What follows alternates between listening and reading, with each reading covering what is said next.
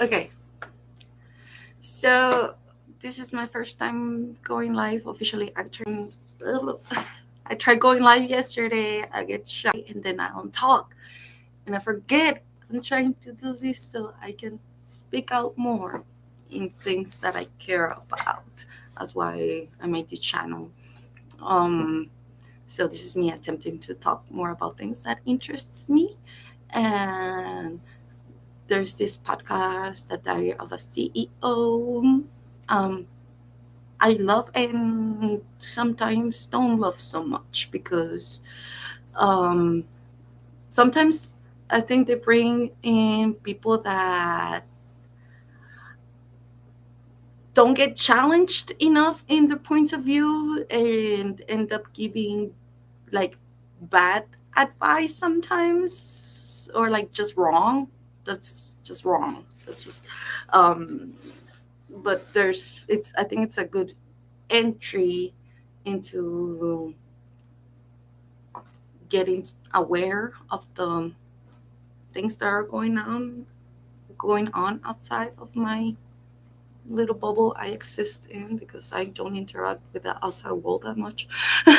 So yeah, this is some stuff that I really enjoy watching, but I also, how do you say that phrase? Take it with a grain of salt to anything they say on this podcast. Uh, so Introductions.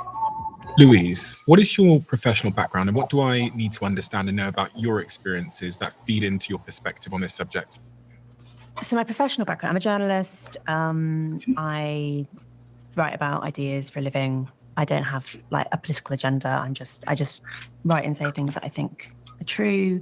In terms of how I arrived at some of my views on what we're going to talk about today, sexual revolution, I think I was raised with a lot of the assumptions around the sexual revolution, which are sort of like the water that we swim in now culturally.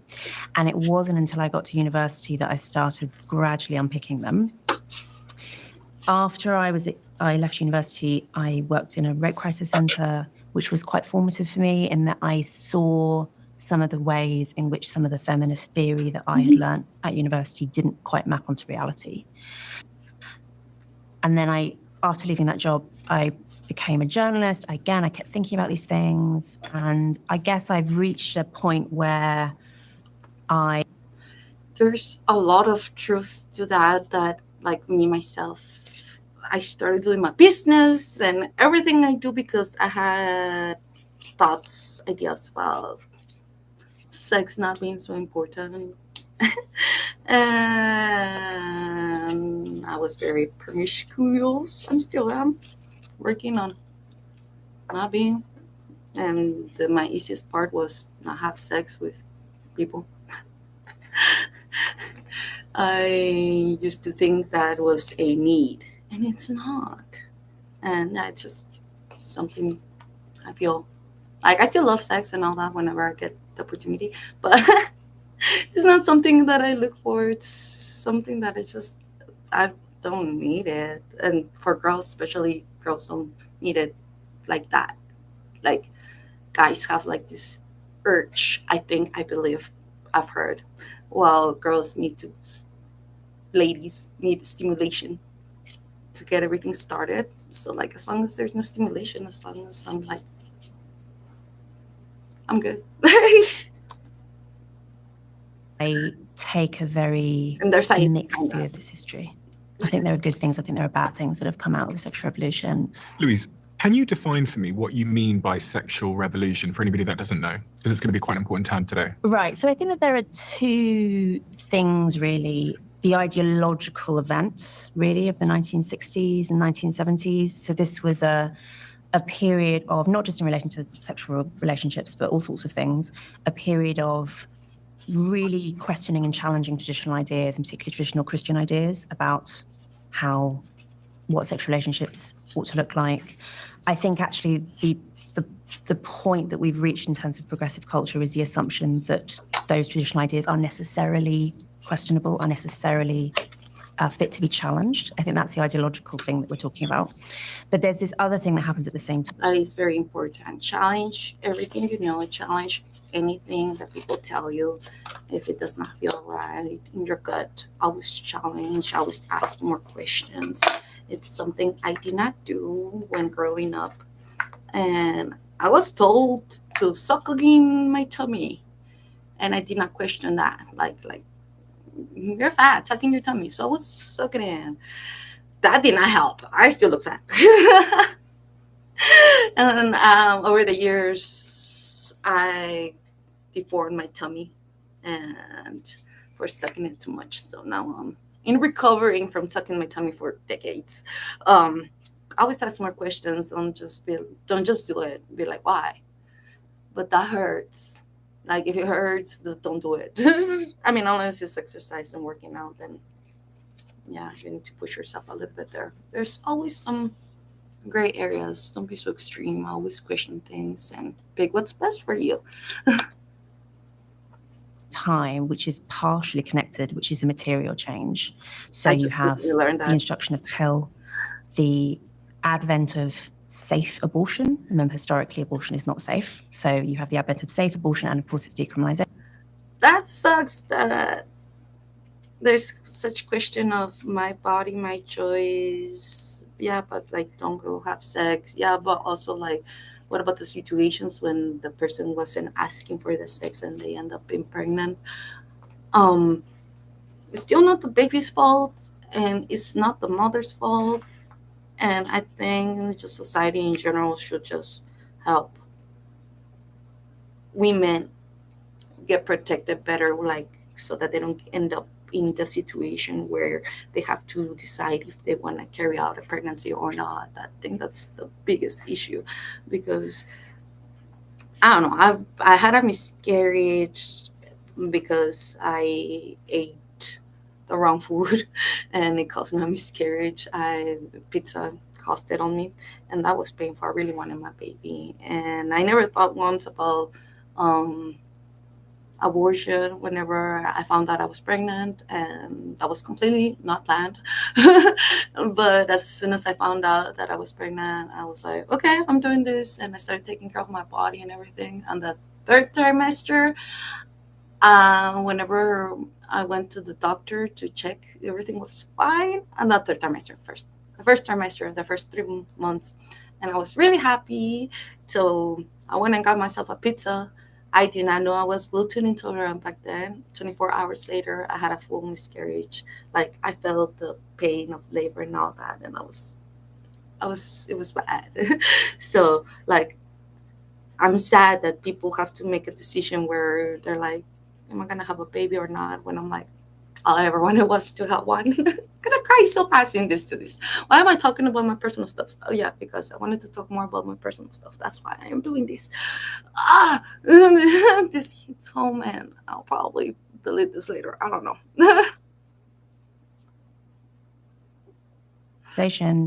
You have things like the washing machine and central heating and all sorts of other domestic appliances.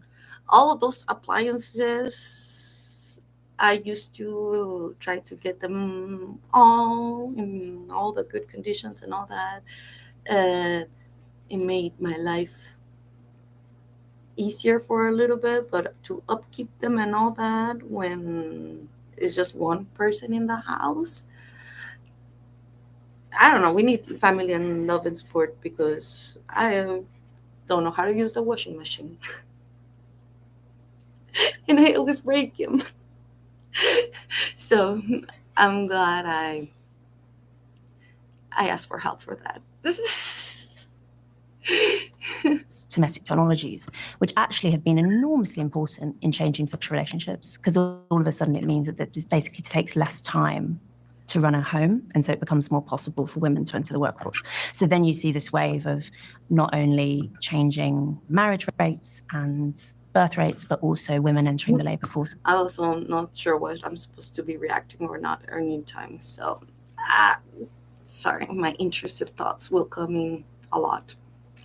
En masse, and really some enormous social changes, like so enormous that it can be a little bit hard in 2025 to realize how enormous they were because we've become used to them. We'll talk about all of that today. Going clockwise then, Erica, same question to you about your background and the work that's fed into the perspective you have. I'm a psychoanalyst in private practice. I'm an author. I write books about parenting, and the book I'm probably most well known for is Intrusive thought. I think from the appliances things, like all of that stuff, people complain because it made women like more free, able to leave the house more and all that. And a lot of people are complaining because a lot of those things that women used to do at home were really essential, still are. But they were just not getting paid for it. I mean, I guess in their agreements back then somehow. Um, but having to rely on somebody, to depend on somebody like that, it's something I don't wish upon anybody. So I'm not saying get women back into the house. No, I'm just saying everybody should help more at home. Everybody should spend more time in doing their dishes, doing their own laundry, even though I break the washing machine. But like just the act of doing something at home for yourself, the act of gardening, the act of sweeping, the act of doing something with your body instead of just loading the load, tip, tip, wait for it, and not even think about it. Like it gets us away from appreciating the things that we do have, from taking the time where we process the day, where we talk with our family next to each other, and yeah, just kind of gossip, kind of like just, that's why there was no therapist back then, because we would talk to our families, and we used to do that a lot when we were doing chores, when we were doing things at home. And I think this is not about like, true, women go back into not having rights, into not having washing machines. No, I think we should come back into people doing more stuff at home for themselves, instead of just buying without thinking, instead of just consuming without thinking. I, I think that's the issue. I don't think it's an issue of men versus women. It's an issue of people losing their humanity, their touch, their connections with everything around you. Should be like, you should be really like mean it, like if you have something you really want it, you really need it, and you're gonna use it, then have it. But like, we go so mindlessly, just buying all these clothes, washing them without thinking about that, or just throwing them away, that we end up not doing the things that help us connect with our people. I think that's the main issue. Not like it's women's rights, not abortion, not any of that. I think the main issue is that people are missing connection with their mind, body, and their environment. Ah, My- 5 minutes into that thing, and I'm already like, every single thing I think they're gonna talk about, I haven't watched it. It's just got posted, but I'm already like, I was a feminist. There was a point where I really um was angry with the patriarchy and all that, but I got over it. And I'm just like, okay, why did we lost it, and how can we fix it, instead of just trying to fight all of these things.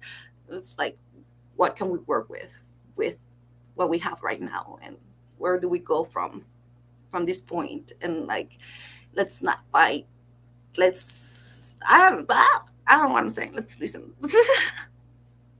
my book Being There, and it's basically about the neuroscience of attachment, or the importance of mothers in the first 3 years of a child's life to create emotional security, which lays down the foundation for mental health in the future. That is very important. Human connection, like the hugs and everything. Babies need more hugs, because whenever we're born pretty much like an empty computer. There's no programming in the head.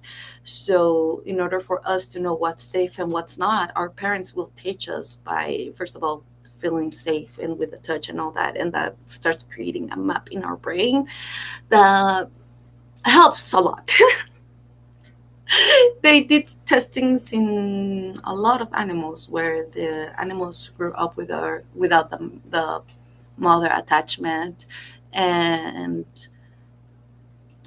they had issues, like they didn't know how to soothe themselves, so they were more angry. And then you can also see these in the population where there's kids with no parents. I live in Mexico, and I can see a lot of people end up being really like violent when their parent is not around because they have anger issues. They don't know how to manage it. They don't know how to get it off their chest. Again, going back to the connection, and if we just support family in general, don't matter if the dad or the mom stays at home, or if the auntie or the grandma. There's a lot of places where grandmas take care of the little ones. I think those ties should come back community wise. We need to support our fellow humans and not just consume, consume, consume. And so, from my perspective, I guess the conversation we're going to have, I should say right off the bat, I consider myself a feminist, but I consider myself a term that I like better and that my community uses, the people that I work with, and which is I consider myself a maternal feminist. Basically, there was a school of thought called maternal feminism, which really elevated women in their work as mothers and really talked about it as very important work. And so I'm not an anti-feminist, and I'm certainly for women to have choice. So it'll be an interesting discussion. I guess you could say I'm more of a centrist on this topic. As Louise said, there are parts of feminism that I think really helped women, and there are parts that really did a lot of harm to children.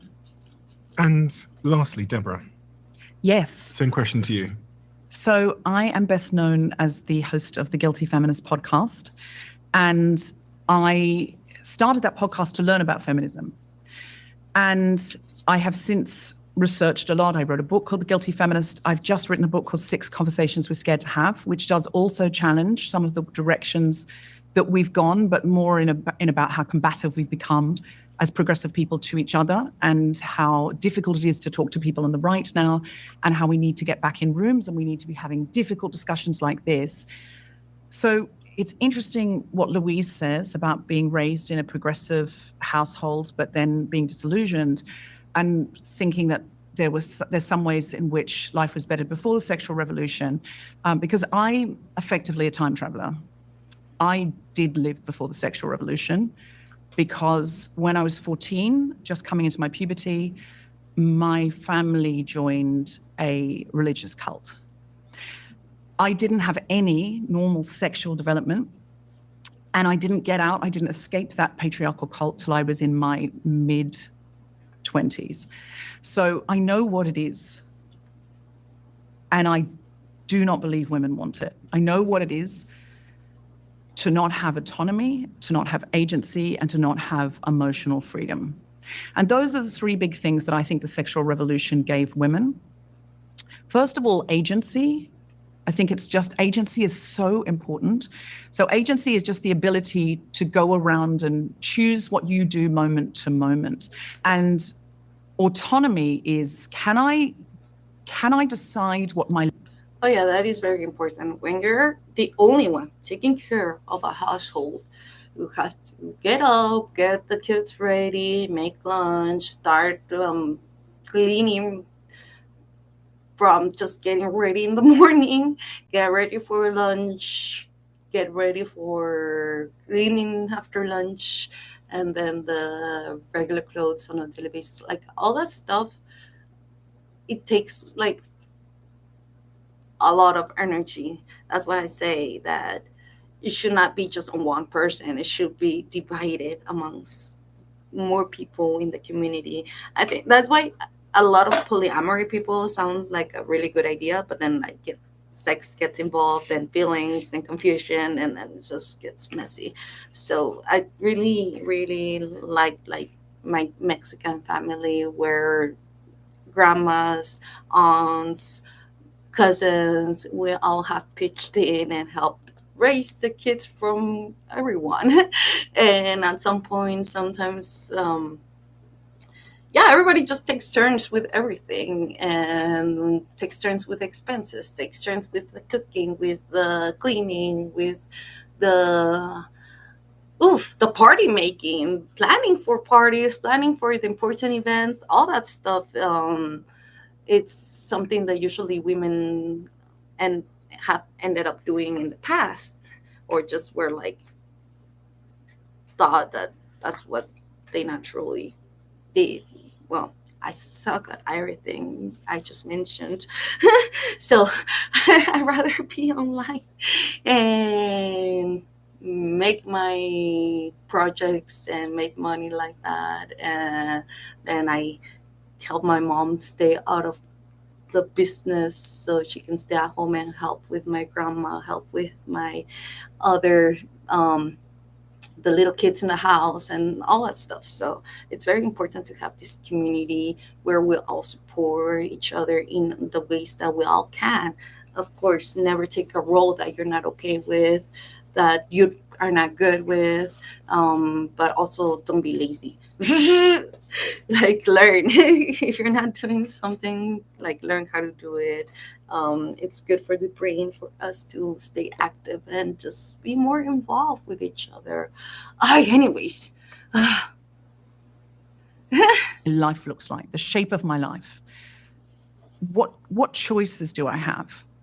And emotional freedom is the third one. And I don't think the sexual revolution did give us emotional freedom, because I think we're still sitting in a lot of guilt as women as to, like, if I'm at work, I should be at home with my children. If I'm at home with my children, am I providing for them financially well enough? See, that wouldn't be an issue if you have like a big community where if somebody's at work, somebody's taking care of the children, you can just trust that that person is going to take care of the children correctly instead of just hiring a nanny or something like that. Usually, I think instead of having the elders be put away from the main family if they're retired, if they just do, I think it's beautiful for them to just be more involved with the grandchildren, and we all like support and help each other like that. It's just that people think it just should be the mom and the dad, but that's has not been working so well. I think we should like really help more. Like even if you don't have like grandparents or something like that in your own community, we used to trust our neighbors. Like I used to go outside and like just go hang out with the neighbors. That was fun.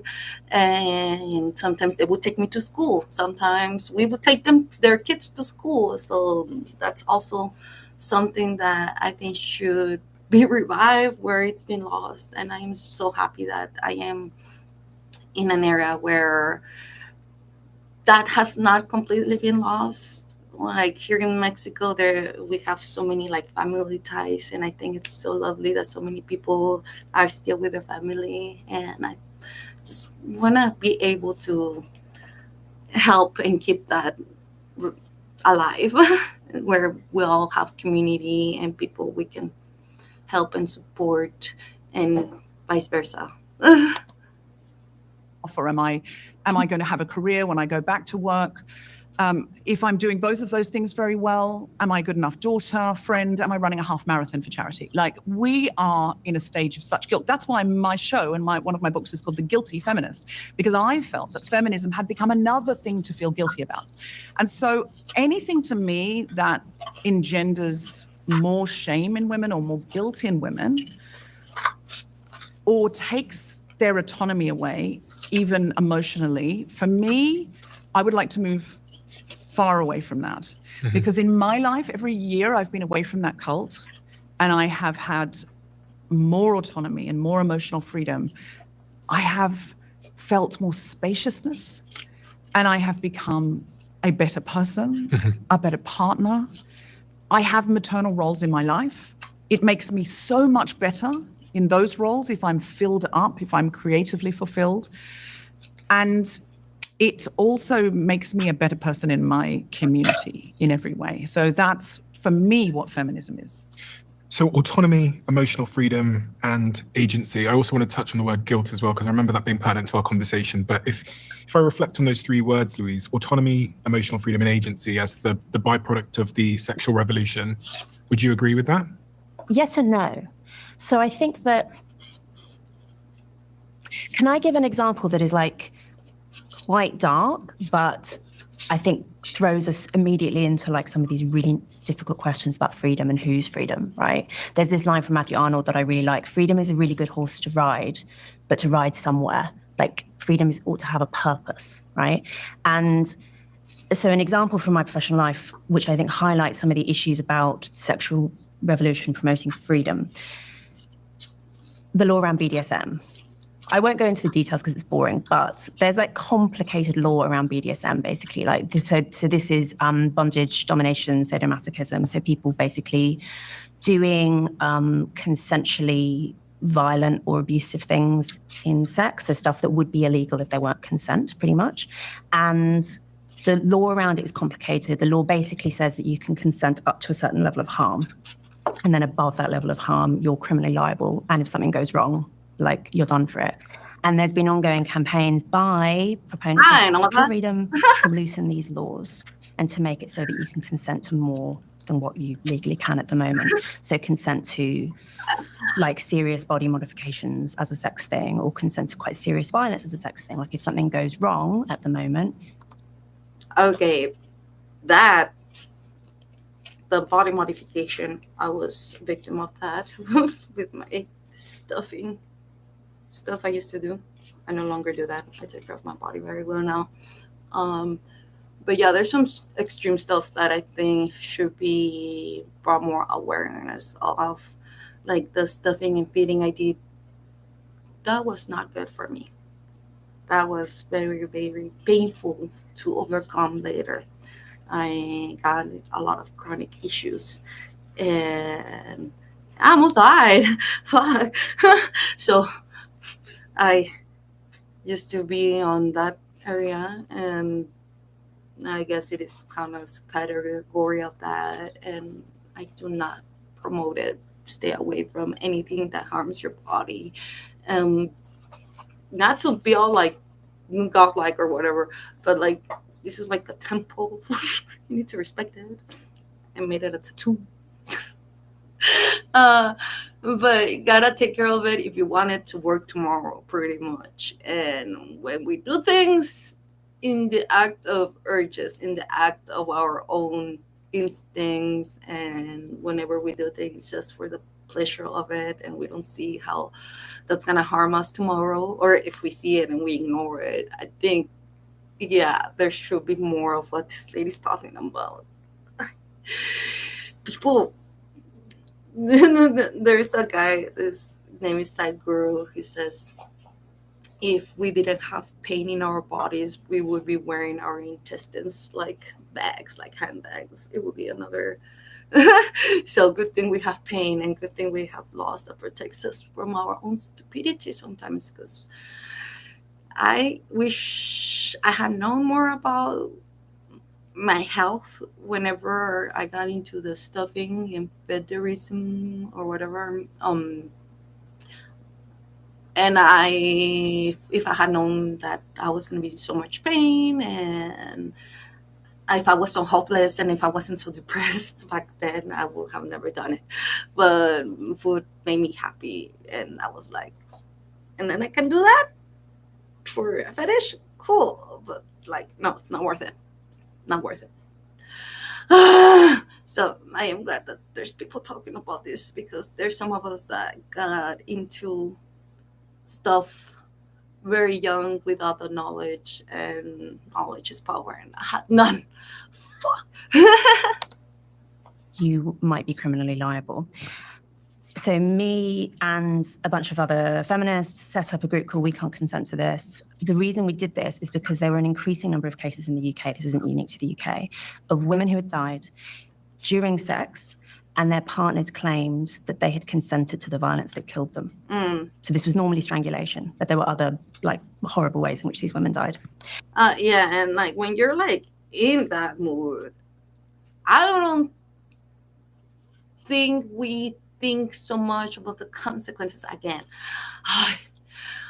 Because we lose our minds, and sometimes we say yes, but the other person has to be really attuned, making sure that they're taking care of you too. But what if they lose their mind too in the middle of it? They're not in control. You're never supposed to get so much into it. Even when you're losing control, you're supposed to be under control. And yeah, people should not be playing with life and death like that, especially if you don't want to die. ah, and then a lot of people, a lot of coercion happens when, like, a lot of things that I've done in the past was just because I wanted to look cool or appease somebody, and I didn't know that was coercion. I didn't know, yeah, limits and all that. So it's important that all of this is being talked about more because it's dangerous. And these men were getting away with this in the sense that they were successfully claiming, no, this was all just a sex game. And they were Yeah, successfully avoiding a murder prosecution. Yeah, even if it is a game, like, you still messed up. The fuck? Lock them. Don't play like that. And sometimes getting very light sentences for manslaughter. And I think this is a really, really good example of freedom for who and freedom for what, because you can completely see why some campaigners would want the law on BDSM to be much more liberal. And they would say, and they do say, I'm a consenting adult. Who are you to tell me that I can't do X, Y, Z in the bedroom? Who are you to tell me that the law ought to step in and try and criminalize what adults do in the private? See, if we had mothers that were there telling us what not to do, we would listen, and we would listen to them. We wouldn't need the lawmakers doing this. If we had better connections since the beginning, if mothers were able, and parents and family were able to pay more attention at home and like do more things from home and like actually pay attention to everybody, nobody would be seeking BDSM. Nobody would be seeking food as something to appease their anxiety and then make some money on live TikTok or YouTube. So if we had more connections in the family and all that, it's not just about going for the law and all. Like, these, they're going so far away. They're like trying to solve a sickness with medicine instead of stop consuming what's making you sick. I think that's like a universal issue that we all try to do instead of doing the real work of having family, community, and actually nurturing these in our environment.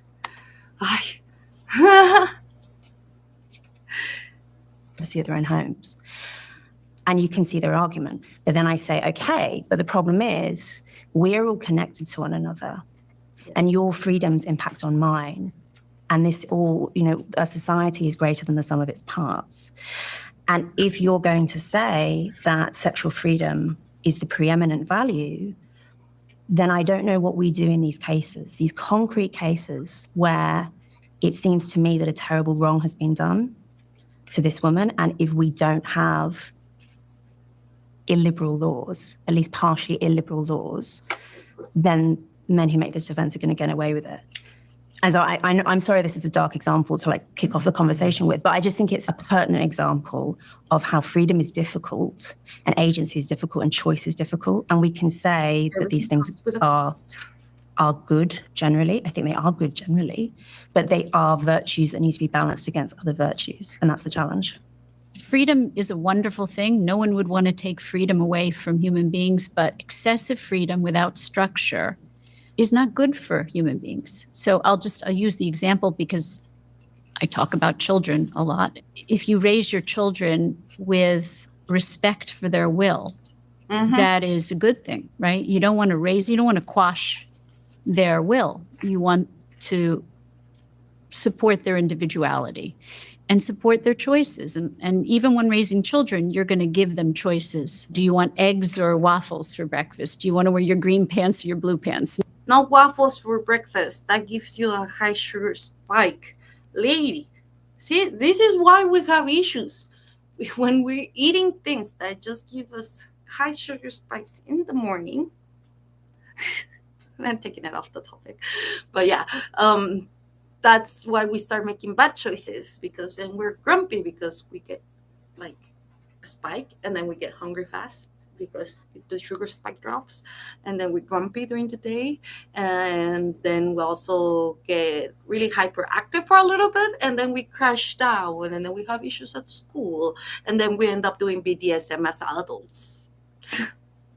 Because we had freaking waffles for breakfast. Don't give people high starchy foods in the mornings. No more than that with small children. But if you don't provide any structure for them, they don't feel loved, they don't feel secure, they don't feel stable. And so what I'm afraid of is that we went. Also, that feeling of stable and secure comes in from what you're eating, because some food leaves you shaky. Lots of coffee will leave you rambling on the internet for hours. Too far. It's not that freedom isn't a good thing. It's that excessive freedom without any structure at all can also make us feel untethered, unbound. Yes. Without connections to the people that we're most intimate with. And that's my concern. So it's not that sexual freedom isn't a good thing. It's that in my mind, it may have gone too far. It's the wrong thing. Just to add to that before you jump in there, despite the general decline in sex, especially amongst younger people, societal acceptance of casual sex has grown quite rapidly. In the UK, approval of casual sex rose from just 10% in 1999 to 42% in 2022. The hookup culture. Yeah. So when you say rules and structure, Erica, I'm really interested in that turn of phrase, because of course children need rules and structure, but women aren't children. Well, we're all children. Men are children too. From a psychoanalyst perspective, there's a child in everyone. Of course, but I think when we're talking about rules and grown women, we are really, really in dangerous water, because we are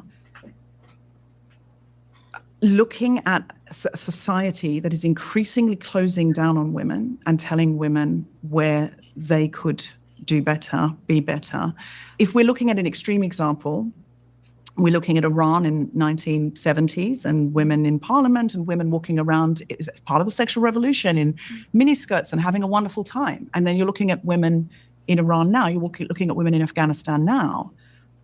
Women in Afghanistan now have rules and they have structure.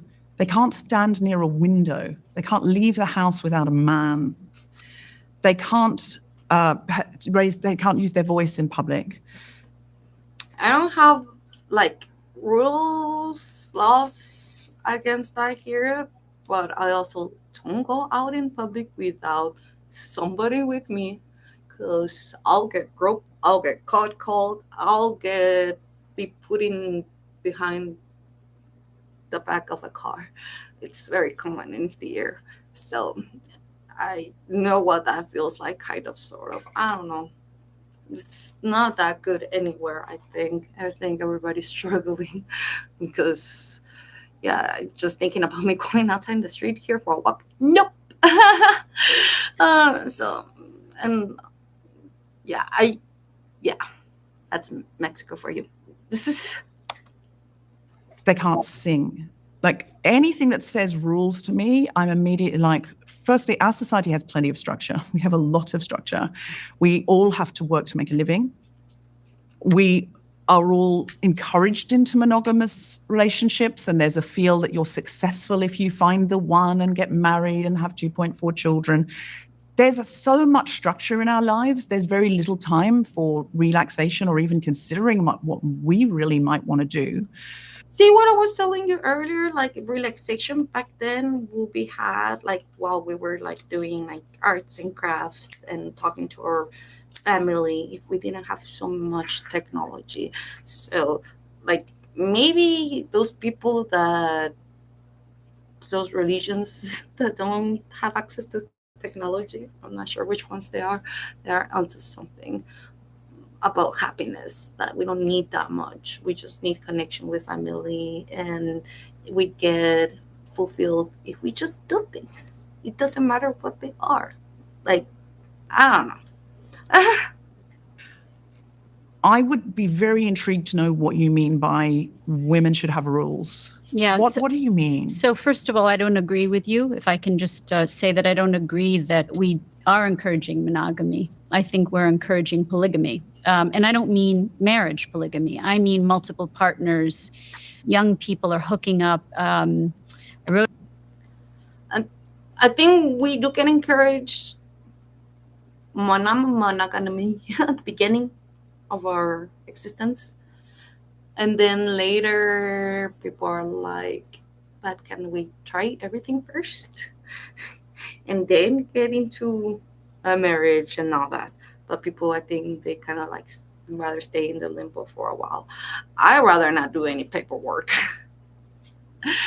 I I want to be just independently myself and independently help those around me. And if I ever bring a kid to this life, um, I know I have the support with my family that um, I don't know if like it's not needed to be married. It's not needed to be in a relationship to have a happy family, or you don't need to be a part of a cult and live off the grid either.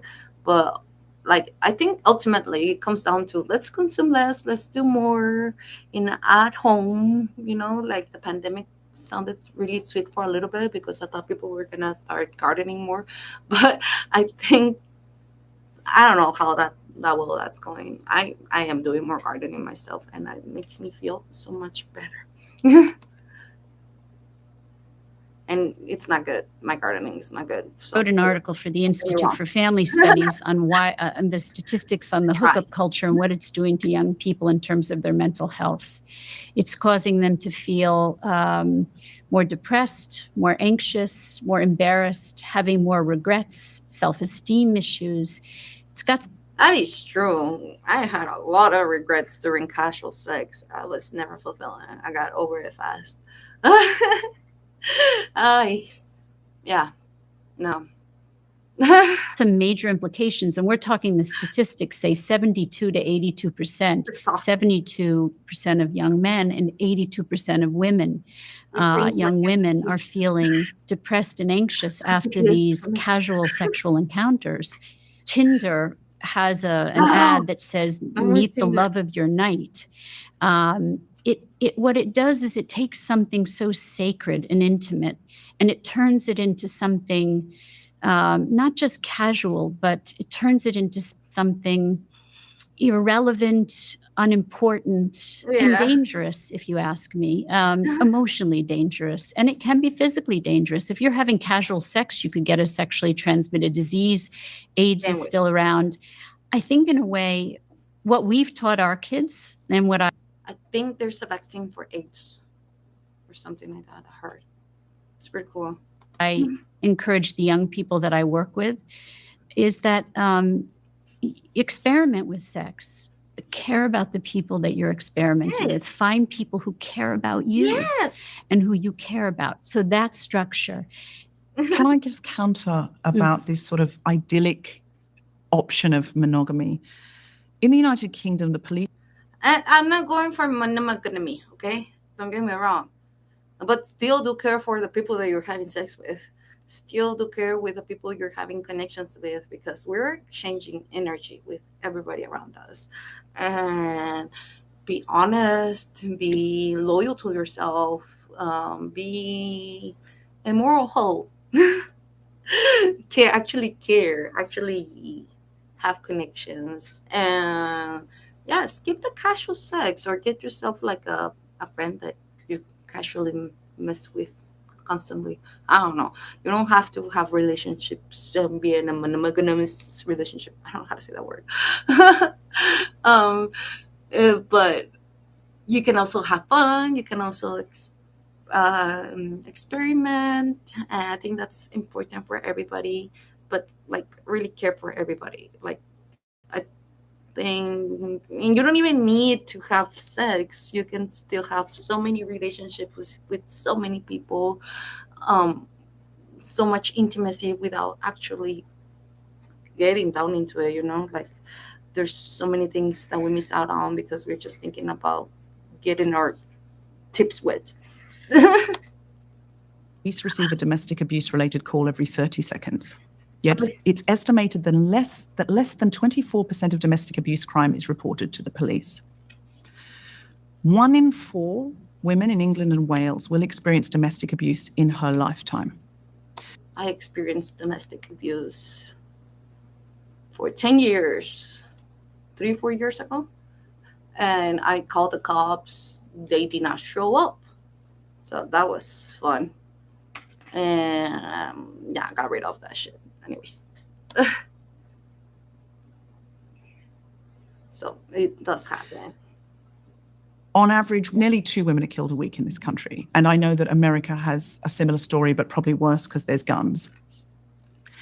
This is around the world. It's the same in Australia. It is not an either or. It's not that women were so happy and fulfilled in the 1950s because their husbands would go to work. And I mean, watch Mad Men, which is it's a sort of researched idea of how things often were for women then and men, and how, Don Draper would go off into the city. He would have a fulfilling career. Then he would sleep with any number of women and come home to his wife who knew he was having affairs, who could sense it, who could vibe it, who could smell the perfume, and had to just put up with it until she couldn't any longer. Mm-hmm. And she was at risk of STDs because he was going out and doing whatever he wanted. No, fucker.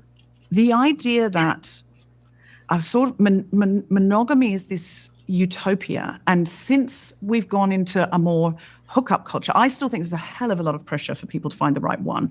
Yes, people hook up before they find the right one, but there is pressure to have the rom-com ending. Most people, if they're hooking up, are hooking up to have sexual satisfaction while they are looking for a longer-term relationship, or they're not, and they're really happy single, and they're finding fulfillment. And that is the spaciousness and the freedom and the autonomy to do that. I love that women can choose that now. I love that women can say, I'm really happy single. This settling for someone who's not good enough for me, or it doesn't suit me, or it doesn't fit me, doesn't have to happen for me anymore. I can live my full self, and maybe my career is more important to me, or fulfilling, or my friendships, or my desire for travel. I love that we have options. I want the women watching this to appreciate all the options that they have. All the options that they have. If they want to be single and they want to hook up, if they're looking, but in the meantime having that sexual freedom, I want them to have it all. But if what they want is this monogamy that you're talking about, and find the love of their life and settle down and have 2 children or whatever they want, I want them to have that too. Deborah, can I ask, do you think that there is a cost to hookup culture and casual sex in regards to the implications it has on women, as Erica was implying, psychologically? Again, if we had the aunties, the grandmas, our elders telling us, taking care of us more when it comes down to dating and all that, if we had more advice in the community, like don't date that's a bad man, or if they end up dating the bad man, like stay close, so in case something happens, the person still has support. Doesn't matter if they end up with women or men or whatever, but they need support regardless, that they're going to be close to family. That's really important, I think, and that's what we're missing out from, that a lot of people end up being isolated in relationships without having any somebody else to check their reality with. You kind of have to I wrote this down the other day. Sometimes we have the wrong representation of reality. Communication is important. We need to be able to talk about whenever things are wrong, whenever things don't feel right. And if we had that trust with our community, with our families and friends, I think we will have less issues of casual sex like that, because then there will be some sort of when we think more of the consequences of what will happen if yeah, we just gotta think more of the consequences and value our bodies more, value what we bring to the table more, because having family, making families is important. And if you don't want to be part of it, that's okay. But don't risk yourself either. In the meantime, use protections. There's so many tools that we have available for us to be safe and still have fun. And is that more adverse in women than men? I think human beings can suffer from too much choice. Ah, Like we yes. know that if you put 800 varieties of jam out on a supermarket shelf, people will buy less jam than if you put out 8. But also having so much choice, I think that's not natural, because back in the day when we were able to find a fruit, that's why we love fruit so much. It was rare. It was rare to find fruit. But now we have all the fruits available all the time, so we get addicted to freaking cornflakes, sugary food, instead of just going for the fruit. So yes, having everything available all the time makes us into hoarders. It makes us into having more cluttered environment, cluttered stomach, cluttered brain, and doesn't allow us to make better choices. So yes, having a lot of choices is overwhelming, because that's not natural. Before whatever we had, whatever nuts we could get that day, or whatever we cooked last night, that's the only thing we had. We didn't have that many choices. Now all of this is so, what do you call that, artificial, to have so many choices. And that's why we're suffering, because that's not how we're supposed to be living as human species. We should, like, you know how on the zoos they try to put animals in their natural environment. I think we should try to do that more, like every individual at home. Like, get yourself more active, get yourself more variety in food that will be more natural, instead of just eating McDonald's. Now get yourself like real food that's I'm not gonna go ahead and be like super strict with whatever is in season, because I don't know about that stuff yet. But that would be ideal.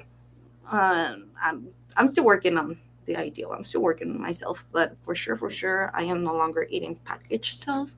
I am no longer eating processed food, except for tortillas, like corn tortillas. I don't eat flour tortillas no more.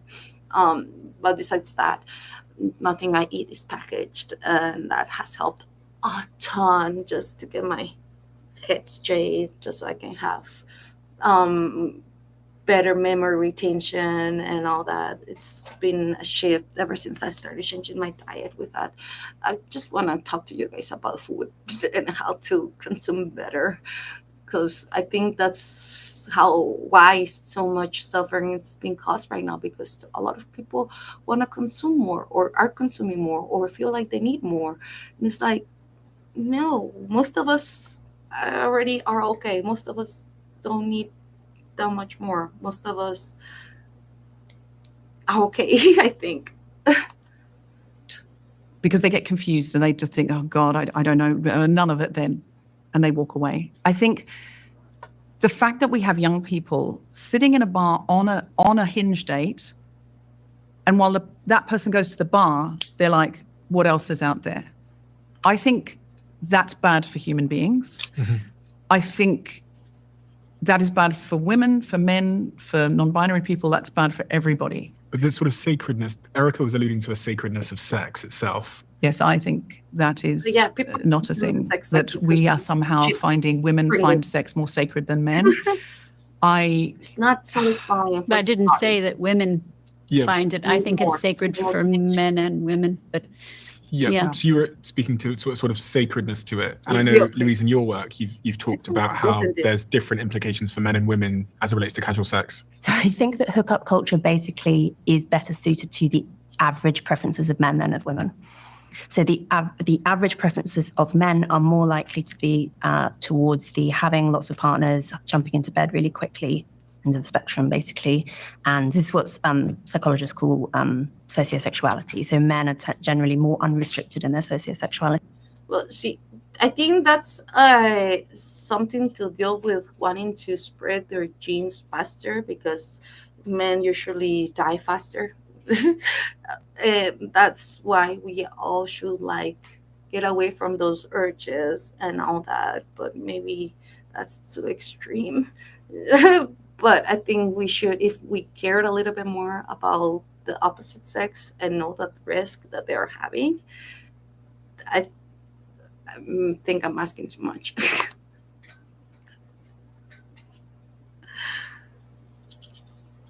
Than are women, and hookup culture favors the highly sociosexual. And actually, you can see this if you look at campus dating cultures and sexual cultures, which are interesting because in a way, university campuses are almost a closed environment. You've got all these young, horny people hanging out, not very much to do, and like interacting with one another. And on campuses which have more men than women, so the women are the scarcer resource. This is at campuses. I thought they went camping and they were, never mind. Basically, assuming everyone's heterosexual, right? They tend to have more conservative sexual cultures, so more monogamy, less hooking up, people wait longer to have sex, etc. On campuses where there are fewer men and more women, which increasingly is true of all universities, actually, 60 because to 40, exactly, you have the opposite. You have more hookup culture because basically the men are the scarce resource and they can set the terms, and men prefer more hookup culture. There are obviously exceptions, you know, this is all true, but at the population level, I think that's really good evidence that actually women en masse don't like hookup culture and are actually engaging with it because they sort of have to. What you're talking about there is very young women who have just left home. It's their first exploration into sex. Now, if you ask a 32-year-old woman in London who knows her body, who knows her preferences, who knows what kind of man turns her on, who can talk about these things and communicate, and you ask her, do you regret that hookup? She'll be like, no, I worked really hard this week. I was literally looking forward to it, and it was wonderful. If you ask that same woman, do you regret any of the hookups you had when you were a fresher? She'll be like, oh my God, I didn't know myself. I didn't know how to ask what I wanted. The boys were terrible at it because they didn't know themselves. Yes. I don't think universities are a great place. Guys, so many guys gave me so many issues because I thought I didn't know what I was doing. Well, I didn't know what I was doing, but they also didn't know what they were doing, and it made me feel bad for it. It's like, I got over it. But fuck those guys. Not in a good way. Never mind. No. I'm supposed to be love. I'm supposed to care. I'm supposed to not have all those bad feelings. Okay.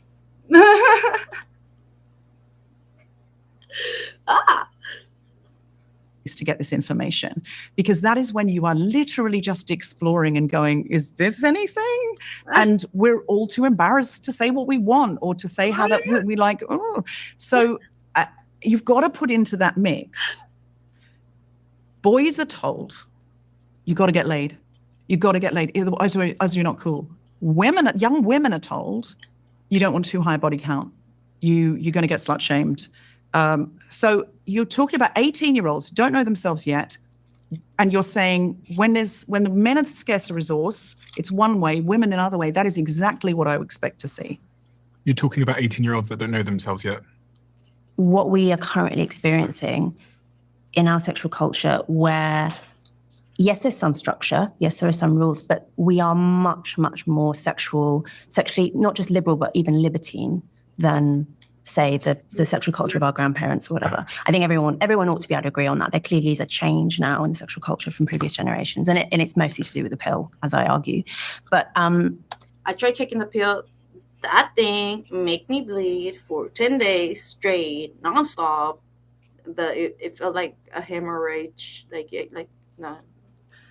so I stopped taking the pill. I also had the little copper tea. That hurt. I was so inflamed chronically back then. I did not know I was gluten sensitive back then. So I think that also messed up with my hormones and how like everything. I could feel everything too much. Like I was too inflamed. So yeah, no, I don't like any of the concentric. What do you call those things? I don't like it. I never used the. I never got onto the pill except for those 10 days, and they were the worst days of my life, and never gonna try it again. Especially because I'm no longer having casual sex, and I'm not interested. um, so yeah, but there's so many things that the pill does and fixes for women, but it's like, do we really need it to go and messed up with our hormones even more? And like, our hormones are so vital for us to be strong, be active, have our bone density and all that working correctly, or something like that. So I really am against the pill because I think we need more information, but I'm not gonna say I'm just not for me. And like, all this research is coming out and it's saying that just in general, anything that's chemical for you, it's bad. So stay away from those chemicals. And if we can avoid it, natural, just food as medicine, I think that will be the best. That's my argument for everything. The expectation is kind of, as you say, that you just have to figure it out. Like, there isn't a very clear template. Yes, maybe there is. I think that Deborah, you're actually right that most people do in the end aspire to monogamy. And also that, why does it have to be on the ladies to take the pill? Why don't they make a pill for the guy? Like, guys don't have cycles. Why don't they do research on that instead? Why always, like, women have to, like, see, that's why I was so against patriarchy back then and all that stuff, because I'm like, all of this is really unfair for women, that we have to get like the worst end of it, kind of, sort of, but also like, it's not that bad once I figure it out, that I didn't have to suffer for all that dumb stuff. Like, I just, life is not that hard. Life can be simple. And I love it now. I am glad I no longer have those issues. I no longer think about those issues. I think I'm not even gonna finish the debate because everything, they keep going on circles around things that could be avoided, could be, I don't know. Monogamy and having children and everything, but there's also an expectation that you're supposed to experiment. Maybe I'm just really happy that I have the privilege where don't have to worry about those things. So it sucks when we're in situations when we have to really protect ourselves from lawmaking and all that. Like, but still, like, I think I don't think this is good for my own brain health, because they're making me think about things I don't like thinking. Because I no longer have issues with that. Experiment a bit in the meantime, and it's kind of actually weird to be a virgin on your wedding night. And I think that, yes, I mean, girls have to tread this really difficult tightrope where on the one hand they are at risk of slut shaming, but they're also at risk of being called frigid. If that's, I mean, they are much more at risk actually of being called frigid than. But also, like, yes, that happens, but also, like, if somebody is calling you that, like, fucking get away, distance yourself from people that are toxic and they're telling you or expecting things from you that you're just not okay with. But again, the lack of information, the lack of communication with other people that can help you see what's healthy for you is what's making us make bad choices in our relationships.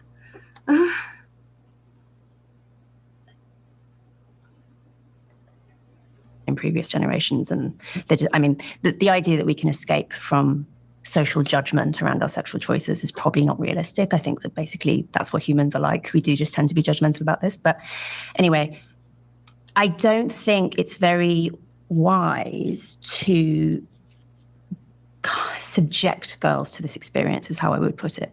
To say that you have to go through the hookup culture. I know Go people through the who are mill. opting out. I know young people who are But it's absolutely opting hard. out. They're No, like, I know, no but freedom at all. I'm going to agree with her and say freedom has become a pressure. There's become a societal pressure to be free. So I know many young people who are opting out of the apps. Okay, who don't. Well, that there is a societal, like, that social pressure. Like, I like whenever, like, I go online or whenever I post on my other places, they're like, why are you not getting down and dirty right now? Or like, people ask a lot about that. I'm just like, I, I have other things to do. I want to make flowers with egg carrots. But if you were like, with more people in society, and like, people will pressure you to get down and dirty without, like, why? Why? No. That's why I don't have friends. I'm a therapist, and I see so many young people, and I give lectures, and people come up to me. So I can say, and I write books about adolescence, and I'm going to say that mostly the term hookup culture is used between 15 and 30. So you're correct in saying a 32-year-old woman should have the right to have sex with whoever the hell she wants to have sex with. And I'm right there with you. She should have choice, whatever.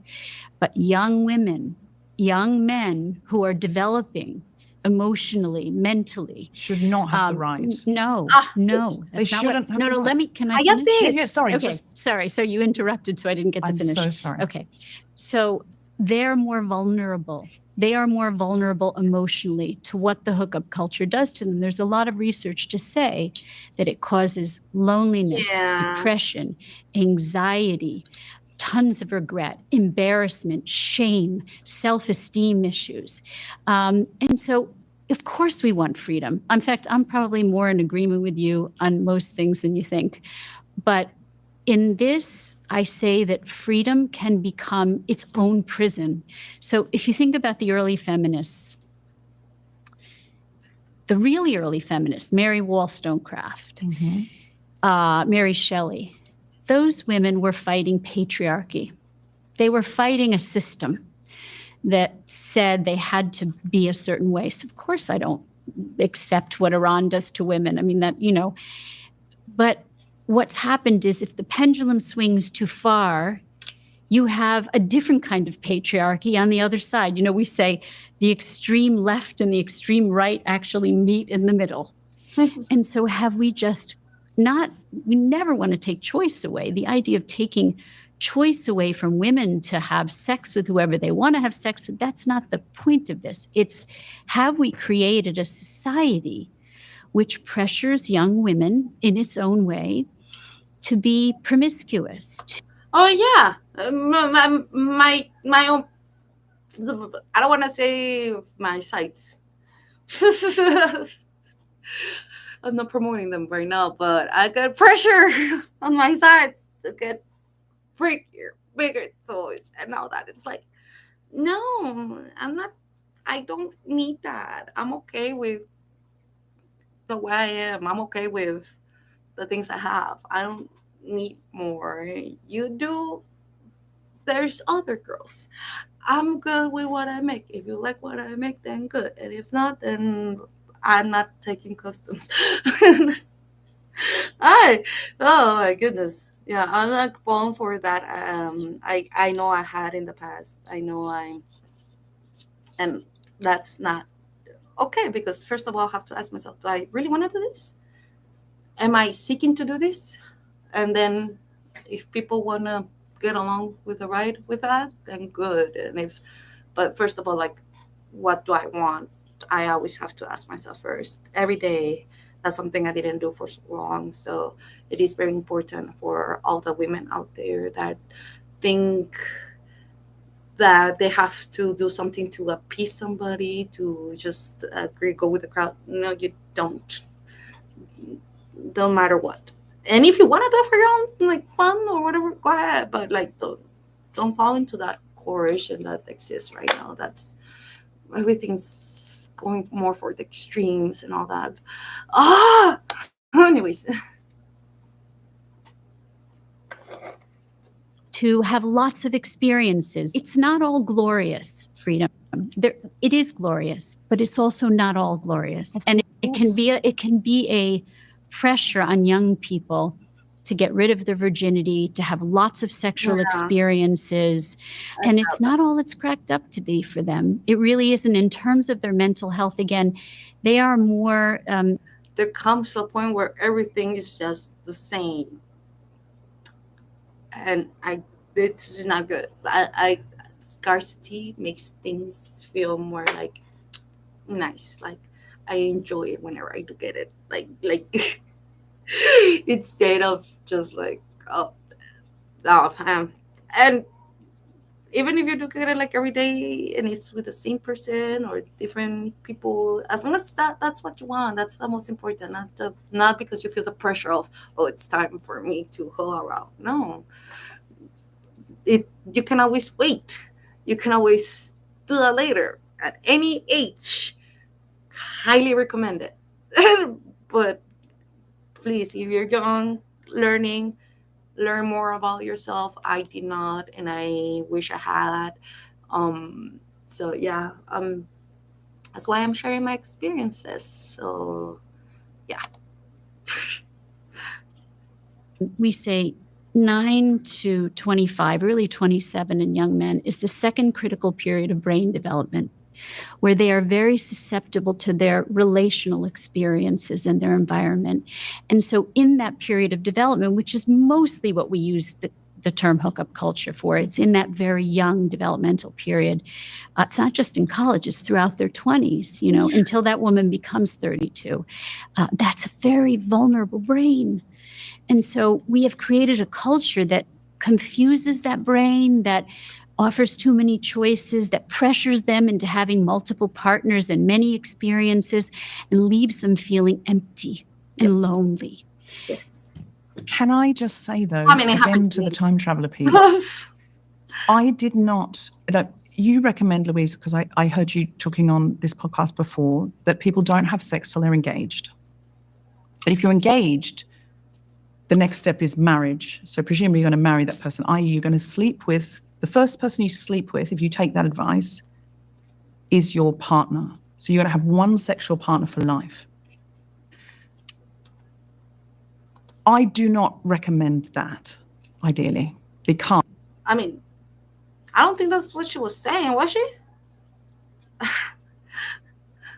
I mean, I know that's not what I was saying. I say, don't be so promiscuous so fast. Take your time into the whole life. Take your time into the hookup life. Like, develop your brain first. Don't do drugs until after 25. Your brain gonna develop first. You gotta make sure we take care of those milestones so that we can be better older hoes. I came from a religion where that was the only option. And because I didn't meet anybody, I atrophied. I had no intimacy. I felt so lonely. Now, you're saying sometimes people have a hookup and they feel lonely afterwards. Totally, of course. That's happened to everyone who's ever had casual sex in any quantity, where you feel a bit like, oh, that didn't fill me up. It's like, when they say you go and have a Chinese meal and you feel hungry half an hour later and you were wanting more. There is no utopia here. There's only options. And what happened to me, because I had no option, I had no autonomy, I became more and more atrophied, more and more lonely, more and more empty, more and more disconnected from myself. To this day, I struggle with that. Well, see, that happens when you're lonely, and also when you have too many experiences with people that are not real connections. So both happen. I think I have both happen to me, because I was in a relationship for 10 years where there was no connection with a person, there was no intimacy with a person, so that made me go crazy. And then I got out of that and went into the hookup area for a little bit there, and that also left me empty. It was not until I got with somebody stable, with somebody who had the same mindset as I do, and and like we no longer like, it's more about how we share our life, and then later that's just part of the sweetness of having somebody that's constant with you, you know. But yeah, having just no real connections, having too much sex, and having none, and I've been isolated where you have no choice, like both extremes are bad here.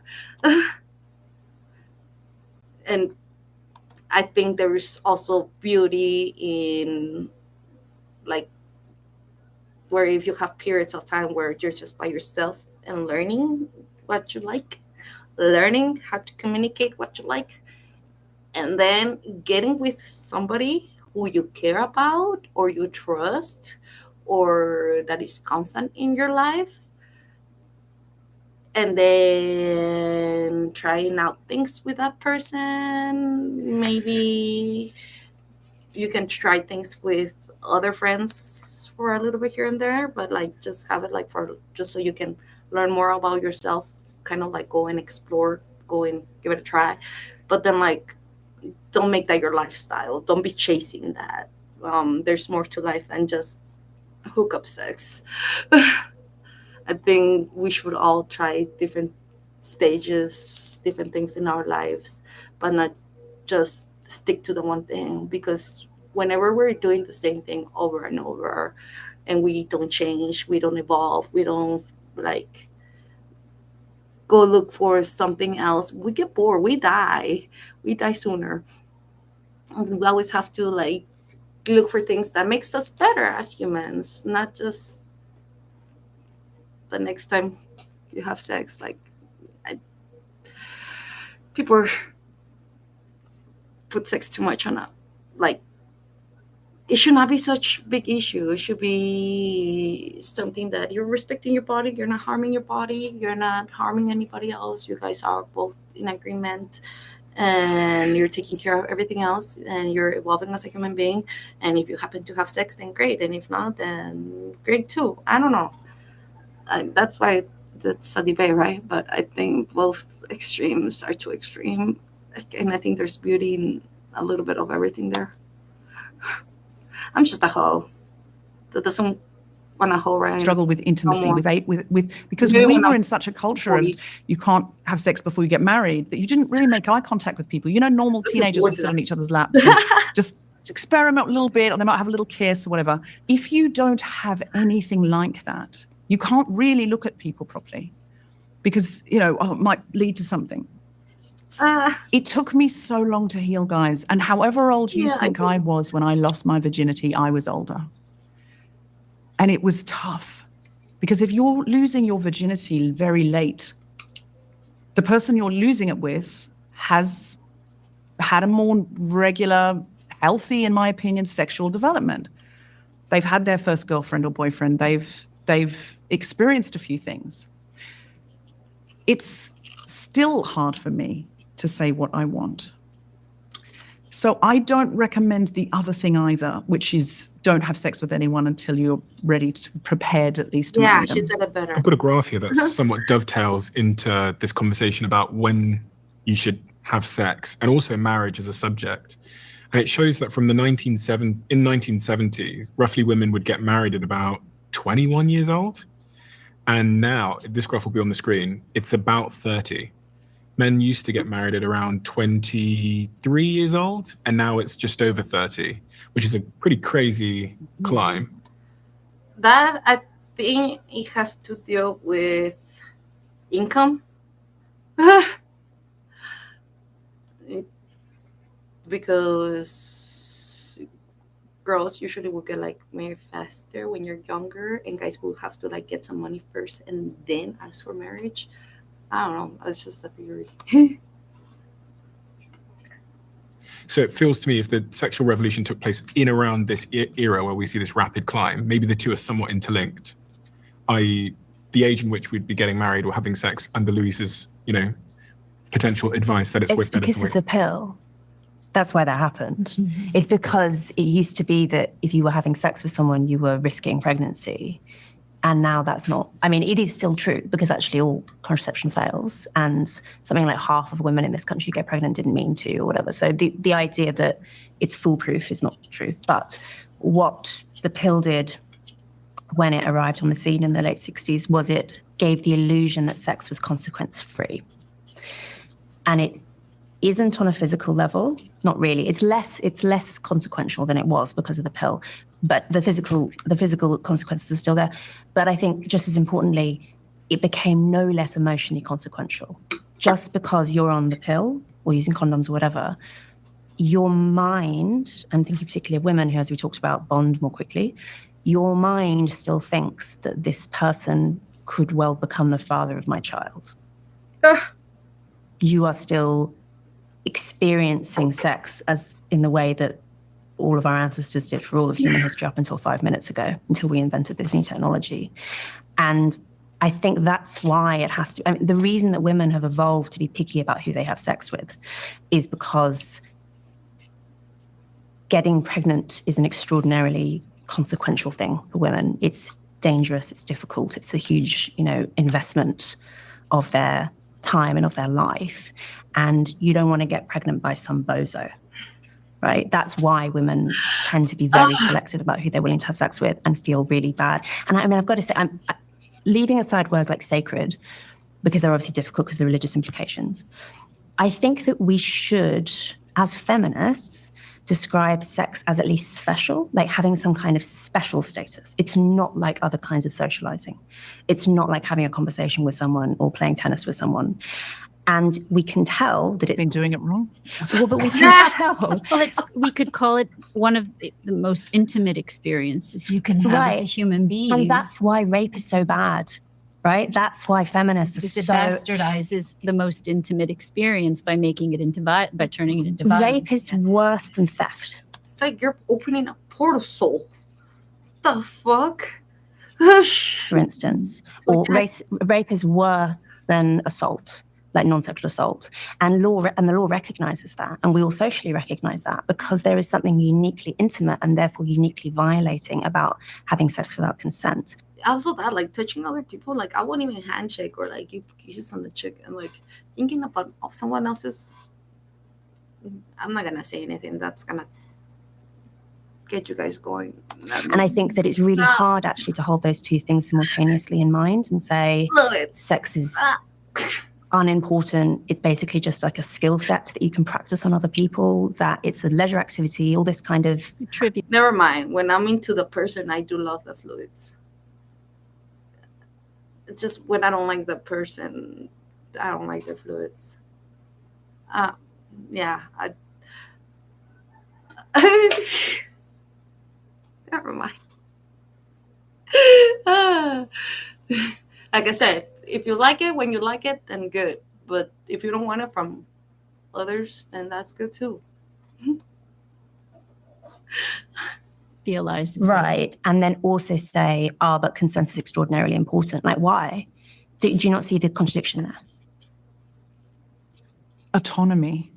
If I want it, if I want somebody, especially penetrative sex, you're talking about rape, you're talking about penetrative sex, there's nothing worse than somebody inside your body violating your actual insides. Nothing worse than that. That does not mean that women do not have sexual urges that are exciting. I wasn't just saying that. I was like, I was thinking about someone else's fluids that I didn't want, but then I thought about someone's fluids that I do want. Then I was like, okay, never mind. I do like some fluids. I know. I'm finished sentence. That was a lot of trouble. But women don't have sexual urges that are just about attraction and a moment and fun and play. Play is so important to human beings. Yes.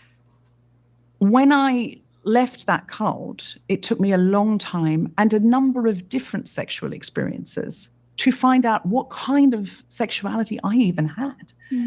You can't necessarily find it with the first person you meet. They may not be sexually compatible with you. Yeah. And you may not know how to communicate well with them and end up having a life of very boring missionary position sex. If you encourage young people just to have sex with the first person they meet and stay with that person which I'm not saying you're saying, but I am saying if you don't have sex before you're engaged, well, engagement leads to marriage, you may end up with very little sexual fulfillment compared to what you could have had. You might not. You might get lucky. The first person you meet might just be amazing in bed with you and you find your space together and it might be wonderful. But I would say that is unlikely.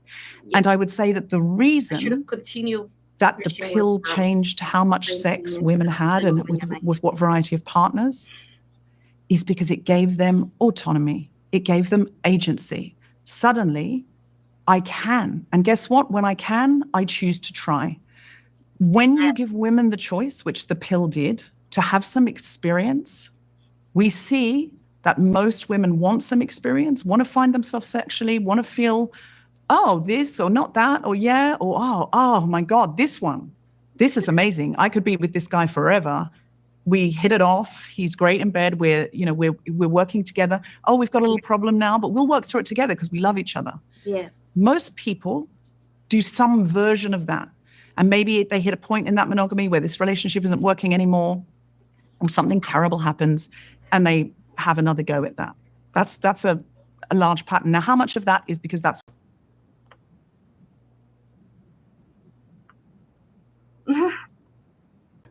saying that because one night at a music festival, I had a really passionate, exciting encounter with somebody who I never saw again, that I am somehow minimizing rape is very disturbing. Can I just interject and just say that you're right in turning to me and saying I didn't mean that you have to marry your first partner, but there's something very important about the emotional connection. And that's coming from maybe me being a therapist and knowing and seeing the pain that the young people who come to me are in when there's no emotional connection and they give their bodies over. By the way, well, that's what I was saying. Young people should wait a little bit more before going around. Like, spend time alone and practice relationships before getting down into the dirty. Like, you can wait for that. It's even more fun if you wait a little bit longer. Wait for your brain to stop developing. I mean, no, the brain should never stop developing. Give it time for it to its best to start going after 30. I don't know. Young men too. I think it's shifting, actually. It's interesting what I'm seeing in my practice. Young men are more vulnerable than women now. Women have taken on the role that young men used to have emotionally. And so, women have all these choices, and now they're leaving young men in the dust. And well, because young men don't have other men telling them how to be men. That's also, I think, what's a big issue with all this manosphere stuff or something like that. I don't know. Young men are feeling lonely, and they have sex with a girl and they want to date her, and she says, no, I'm sleeping with 5 guys at the same time. No. And these are kids in their 20s. No. But sex is better with emotional connection. It doesn't mean you have to marry the first guy that you have sex with. I also want to say that there is something called neurotic repetition. What's up? A lot of the early feminists had a lot of trauma. You had trauma. Yes. A lot of people have had trauma. Leave me alone. And what happens with trauma is it tends to be like PTSD. Yes. If we have disconnection early on, or abuse, or violence against us, attachment disorders, as I've talked about in your other podcasts, when you're very young, it gets reenacted and repeated throughout your life over and over and over and over again. So interestingly, the early feminists were mostly traumatized women. If you look at the histories of them, they had physically abusive fathers, alcoholic fathers. They had uncles who raped them. They had, terrible, even their mothers too. Just really abusive parents, but mostly the men in their life were horrible. And so a lot of this whole experience depends on where you come from and what you had. If you've had good models, it's why I sort of talk about, I'm writing a book about divorce. Why am I writing a book about divorce if I believe in relationships? Because divorce is going to happen and we need to help parents to know how to raise healthy children in spite of it. But relationships matter. They matter in the raising of children. So when we have a disconnected society. Yes, but also it doesn't have to come with mother and father figure, and it doesn't have to be a political mess. I don't know. I will be too many people to keep track with. But I guess whenever there's like family, like I told you, whenever there's grandma, grandparents, aunts, cousins, and neighbors taking care of all the kids together, just kids thrive better, and we all are stronger and healthier because we're all checking on each other. And when somebody falls sick, like it's always there's somebody there to take care of them. And like, yeah, I think we should all like just, I don't know, support families in general and have better connections, and relationships don't have to be what we used to though, like girlfriend and boyfriend. That I'm one of those traumatized people that doesn't want to get into anything where I'm gonna be depending on someone like that ever again, where I take care of my own emotional needs. But it's so beautiful when you have it, when you're able to have that. So I'm not also going against it. I'm just saying I don't do it. But when if you have it, that's beautiful. Cherish that. It's so beautiful to have somebody that loves you and respects you back. And yeah, I just don't do. I'm not gonna sign my name on anything. Where we say relationships don't matter, just sex matters. Sex, sex, sex. Of course, sex matters. But what I say to young people is sex is a very small part of a relationship. It really is, because in the beginning it's hot, hot, hot. And then as you get to know each other and you have the daily comings and goings of life, it's the friendship, it's the connection, it's the companionship, it's the relationship. But if you've had a lot of trauma, then you are not going to turn towards relationships, and you are not going to turn towards men. If men traumatized you and you saw a man abuse your mother, of course you're not going to want men in your life. So a lot of it, I think the feminist movement does something, which it's first of all, I'm going to say it's done a lot of good. I wouldn't be here. None of us would be here without it. Those women that took the risks, we have to be grateful toward. But I mean, what it also did is it distorted a lot of the importance of relationships and how important male and female relationships are. I'll stop there because I've talked too much, but Yes, I think we need to bring men back into families. I think that's why so many men are going lonely, because they feel like they don't have a place. Like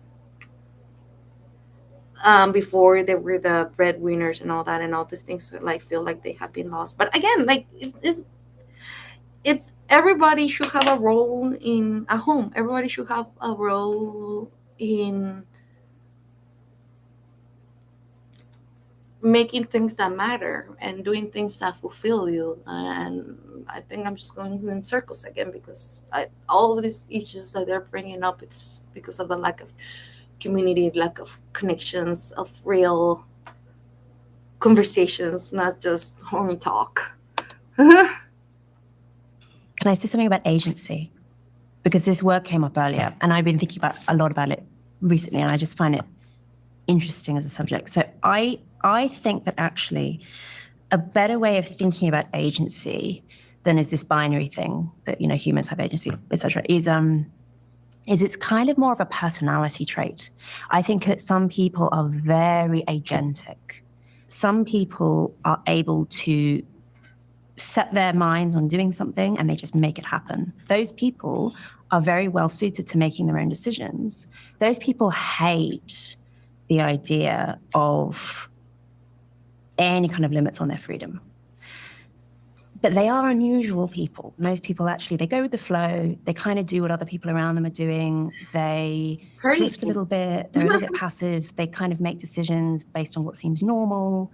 They follow the template as it appears to them in their moment. You know, that's not necessarily a bad thing, but it does mean that those people are more vulnerable to bad scripts. Mm-hmm. The problem with the sexual liberation narrative is it assumes that everyone is highly agentic. It assumes that everyone is capable of being faced with all these various choices and saying, I'm going to choose this one and that one and making it happen, rather than what I think is more realistic, and particularly when you're talking about young people, and I think even more talking about young women. I think young women are particularly mimetic, and particularly, I mean, there are studies showing this, that women are, for instance, more likely to imitate other people's body language. They're more likely to, they pick up slang more quickly than men do. Like, young women are very socially attuned, like more than any other group. They're very alive to what's high status and low status, and like keen to imitate it. You also see this with fashion, all sorts of things, right? I think to just say to those young women, good news, you can choose anything you want. You can do anything you want. Obviously, if you are highly agentic, I think you mentioned, Deborah, young people who are just like, no, I'm not into this, off the apps, not doing it. They're highly agentic. That's very impressive, but it's rare. Like, most people actually are basically going to do what their peers do. And so that's why I think just saying, give everyone choice and kind of close the lid and say, good luck. I think that doesn't work. I think that actually we need to be a bit more prescriptive. Women were less agentic.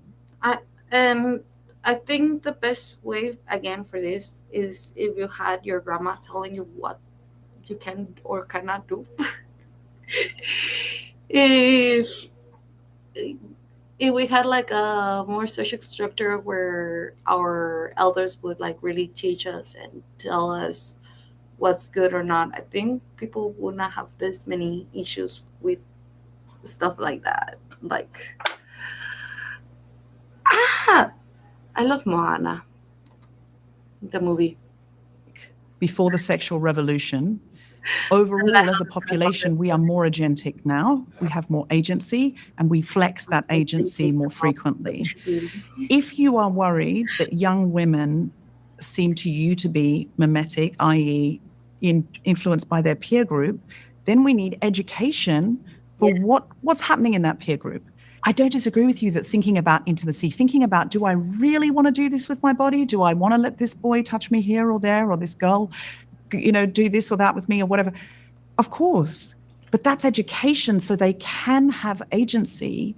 And that's the discussions that the parents have, ideally the schools are having. We desperately need that. That's what we're doing here, right? We're trying to. Yeah. But rather than saying they need rules, I would say they need to be further attuned to their own desires, their own body, their own environments, relationships.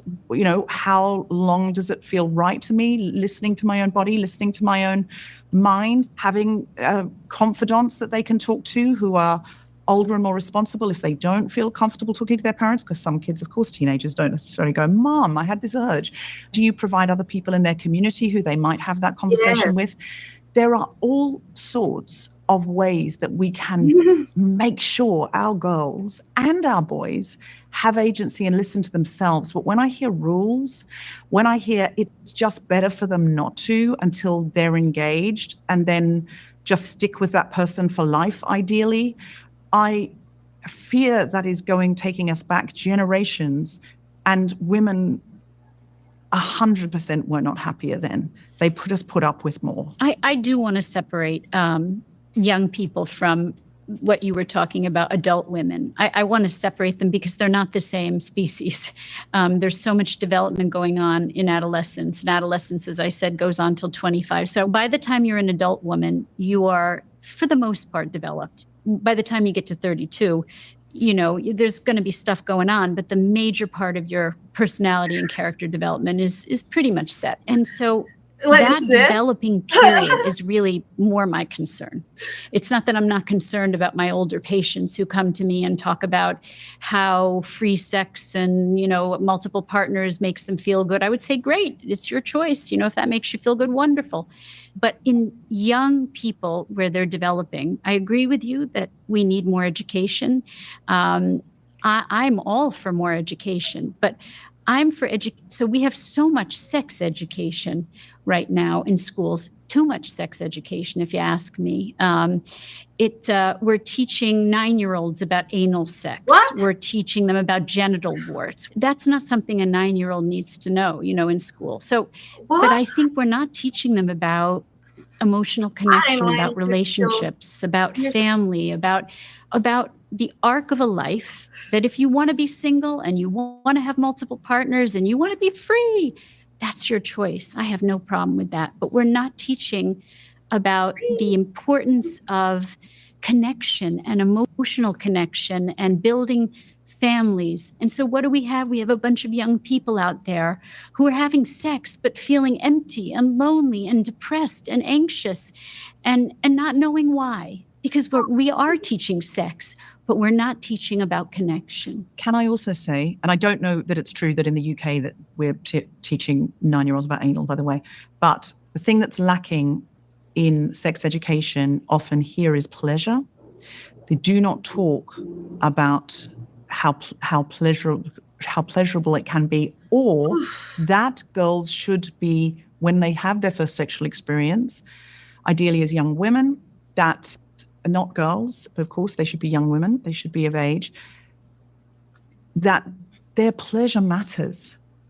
There's so many young women who at the first just go, I guess I have to do this, and he has to find pleasure in it.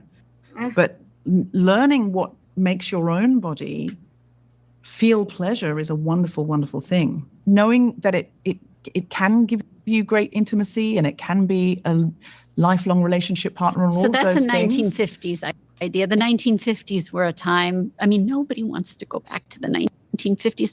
You know, when the books that I write, people come up to me and they say, you want women to go back to being pregnant and barefoot in the kitchen. I'm like, what? No, we don't want to go back to the 50s because women didn't have choice and women didn't know about orgasm and they didn't know about, that sex could be pleasurable. And so we don't want to go back. We want to move forward. We want to take the best of, the highlights of the past and not leave all of the good parts of the past behind. And take the good parts of the feminist movement too, but there's a lot of it that's not so good. And I'm going to agree with Louise that there are so many young women and older women, but let's just say young women. Don't point at me and say older women. No, I'm old too, older, over 32. I'll admit to over 32, Erica, and that's all I can give you. But that's all we're doing. That's all we're doing. You're older than 25. There are so many young women who are looking to understand the secret sauce. What is going to make them the happiest? I don't love the word happy, but I think our young people are so very unhappy. They have never been so unhappy. The statistics on mental illness and unhappiness and loneliness we have all this sexual freedom. We have all of these feminist ideals, and yet young women are so very unhappy. I think we've got a causation correlation problem there. I think the world is not well. We are really looking down the barrel of climate change, land wars, cost of living is out of control. Young people will never own a home unless their parents give them an enormous amount of money. There are so many factors feeding into the unhappiness of people of all ages, and young people look at this long future and go, what is this going to be for me? I think to blame feminism for that is misguided. It's a piece of the puzzle. And remember that my lens is a lens of seeing patients who come to me for relational issues. So therefore, you've got a biased set of information. The people that are unhappy with their relationships come to you. Yes, everything's a piece of the puzzle, but if it wasn't this, it would be that. And what that was, I'm stuck with this person now that we're not having sex and it's a miserable time and he doesn't talk to me and I don't talk to him, but I can't really get out of it. Human beings find ways to be dissatisfied with their lot in life. Somebody who we look at and go, my God, they're so fortunate, they've got everything they want, is probably one of the unhappiest people because they're going, is this all there is? That's why often you'll see like a rock star or a movie star get absolutely everything they want and they have to go up a mountain to talk to a guru because they're like, well, I was hoping that I'd be super successful and wealthy and, have all this choice. And now I've got that and I'm still not happy. And the idea that we can look at unhappiness with what is here and then say if this wasn't here, but that was here. Oh Those my same goodness, there's still 1 hour to go of this. I'm not gonna be able to sit through anymore. Yeah.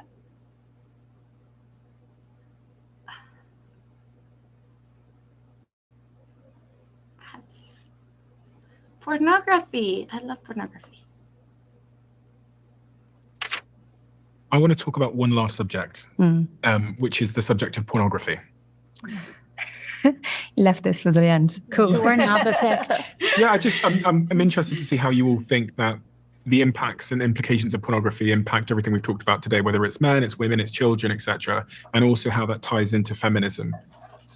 I would say there is. I want to do a hypothesis about this. It's bad for your brain. Stop consuming so much of everything. Food, toxic stuff, pornography, YouTube videos, TikToks, especially TikToks.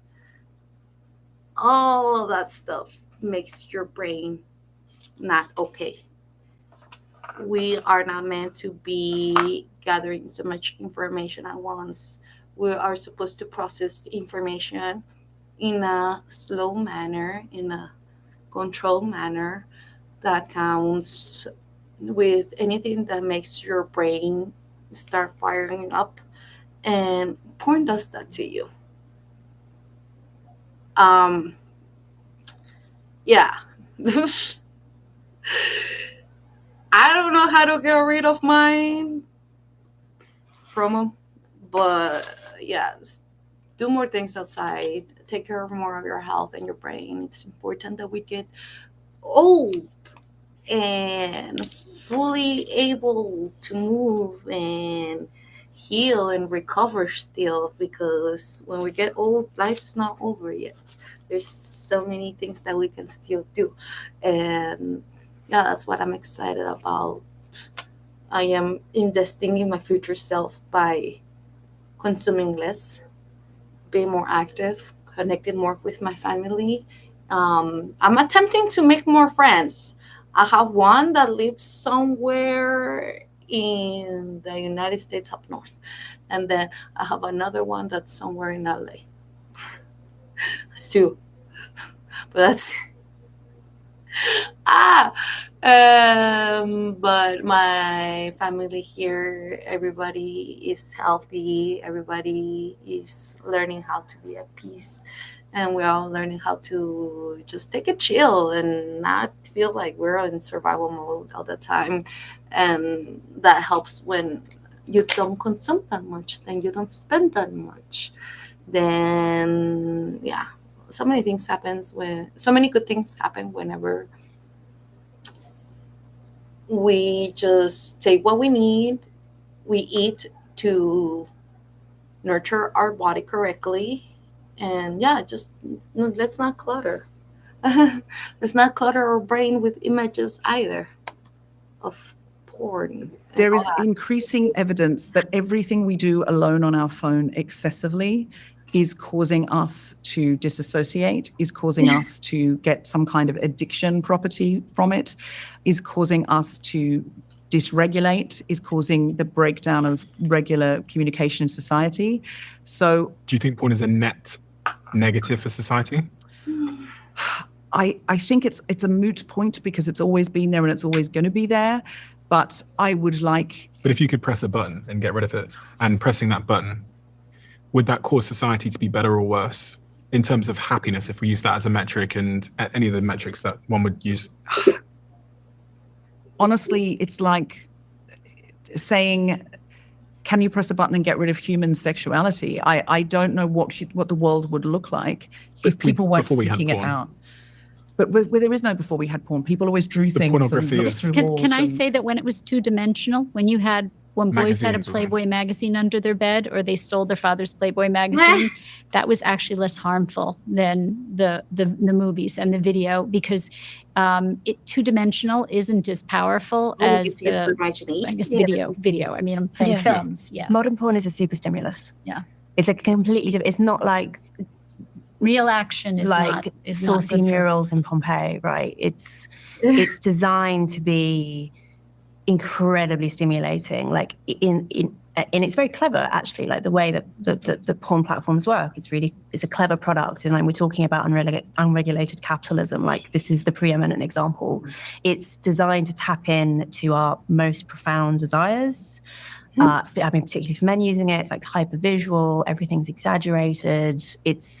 One of the reasons why it's a bad idea to use porn in general, aside from it being super unethical as an industry, is it will make the rest of your sex life worse generally, because it will mean that real sex will not measure up. If you've trained your brain to enjoy the super stimulus, the normal stimulus becomes less exciting. Like how if you eat junk food, then it becomes less attractive to eat vegetables or whatever. Like it's not like Playboy of the 50s. Because it left room for fantasy. There's no, I mean, it's so explicit that it leaves no room for fantasy, even your own fantasy. And is it harming men as well, Louise? Yeah, absolutely. I mean, not least, one of the things that is certainly anecdotally a massive problem with compulsive porn use is erectile dysfunction when you actually try and have sex with a real human being, because you've trained your brain and you've also trained the rest of your body to only respond to this particular stimulus and to masturbation. If I put the button in front of you, like I said to Deborah, would you press it? Yeah, of course I would. Of course I would. Porn is so bad for not least the porn forward.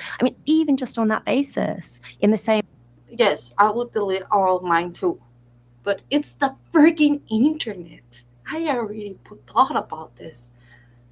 So the main reason why I even opened up a channel on the hub was because some of my stuff had already been stolen back in 2015. So I was like, might as well, if people Google me or something, they can just find my site instead of all these other places that stole my stuff. So that's why I'm like, yes, if we could delete porn, yes, let's delete it, mine included, because if I still have it up there, it's because I'm kind of like, I cornered myself into this for not having the information whenever I first started, for not thinking that I had more options or more choices, or for not thinking that I wanted to do later better for my own life. And it's like, now that I would do, it's like, oops, I messed up. But okay, this is where I'm at. I'm gonna go back to school. I already am working on studying. I'm already taking my notes. I'm already doing all these other projects that I didn't do before because I continuously worked on life stuff. But yeah, and I want to talk more about my experiences just in case I could help somebody not have so much suffering for making silly little mistakes that can be avoidable. Same way that I would ban some hideously unethical industry that had nothing to do with sex, because people, I mean, like the suicide rate among poor performers is appalling. Or like, I can't remember her name, but the most promiscuous woman in Australia, the OnlyFans model, who just last week had sex with 583 men in one day and was hospitalized subsequently, right? This is what we're talking about in practice. This is like a hideous industry. It is so bad for women. I cannot understand how feminists could endorse it. I just can't. It's one of my strongest opinions.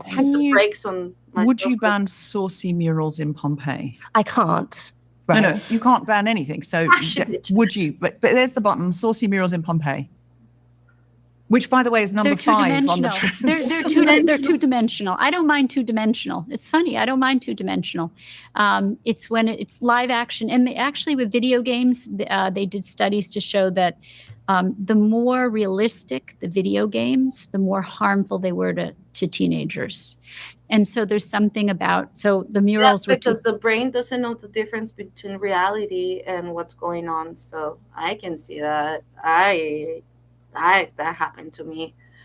And Waterworld is not even that real looking. Dimensional, and maybe they would be considered art. So you would press the button to end the three-dimensional porn, yeah. And you wouldn't press the button. I mean, I just think the button's right there. What'd you do? You can press it. No one's watching. Okay, the wholesome couple who were really into each other. I thought this is modeling something that I think is very healthy. People doing violent things to women, and like hentai porn, which I discovered in my research, which is animated porn with like Lolita style girls that look really young and violent stuff. We need regulation and we need discussion. I am not the person to lead it, but if you would press the button to get rid of the saucy murals in Pompeii, then it's kind of erasing human sexuality, I think. And I don't know, what would you or not? Would you leave those up as a sort of little racy artifact? What would you do? There was a thing that said, I wanted to show you on my phone, but I don't know where my phone is.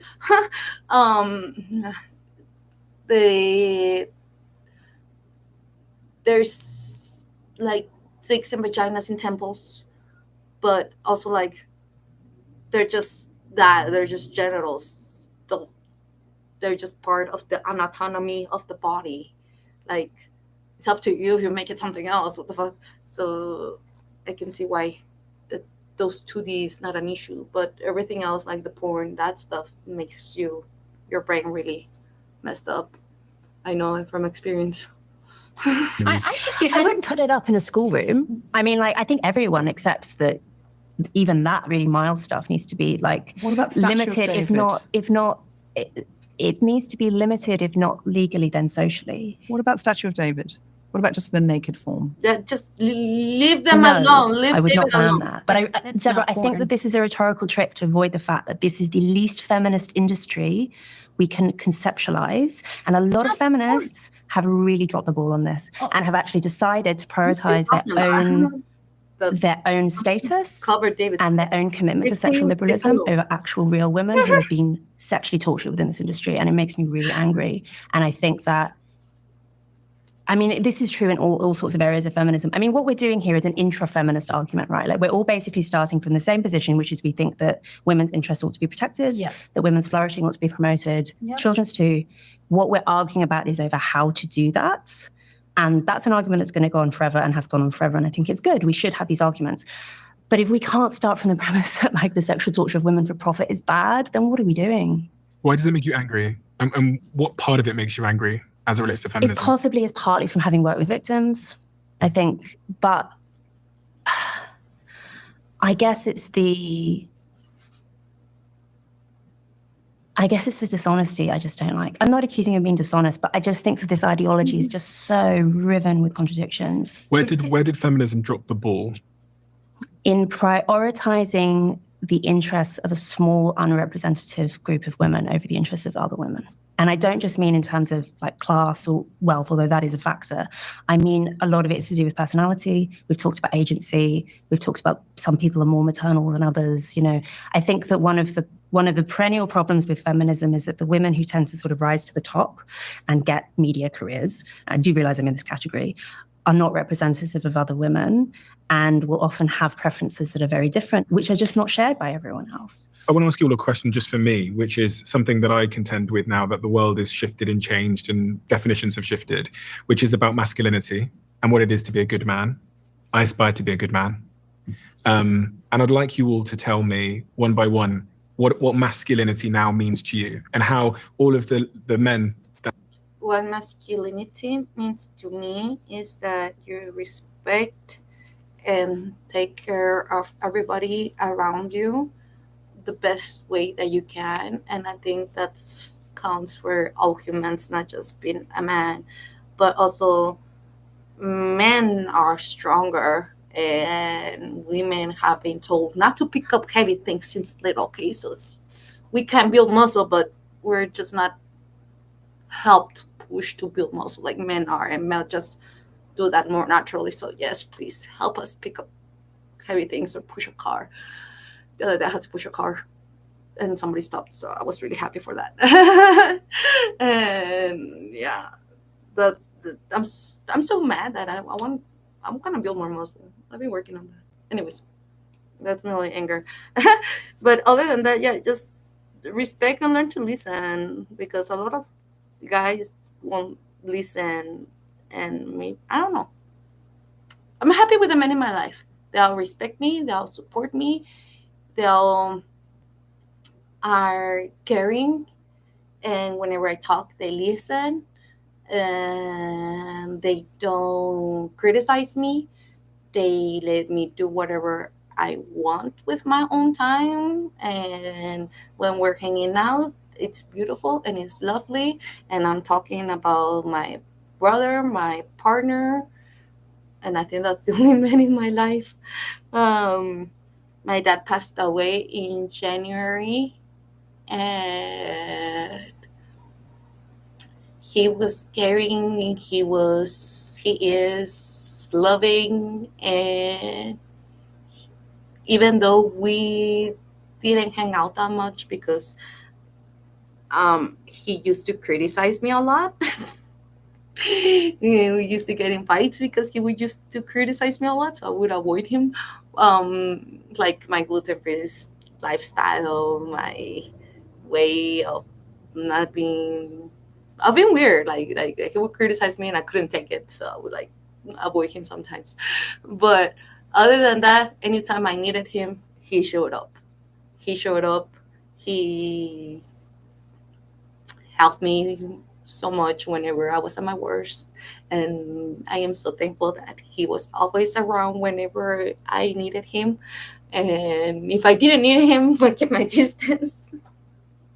He was annoying. He liked being annoying. He enjoyed tormenting other people.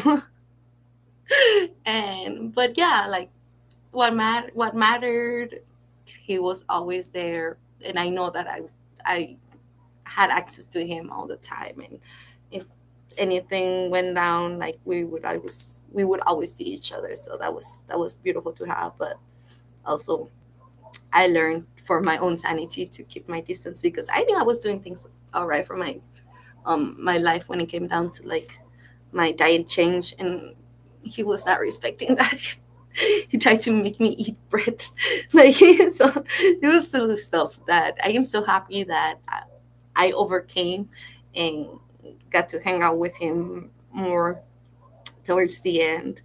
And I am so grateful for that, because I love men and I love my dad, and I love anyone that's out there that cares for pretty things and wants to protect love and wants to protect family and wants to make more family. I think that's what men should be. Anyways, that was my own. That have gotten to this point in the podcast, and also the mothers of men and fathers of men, should be raising their young boys to be good men.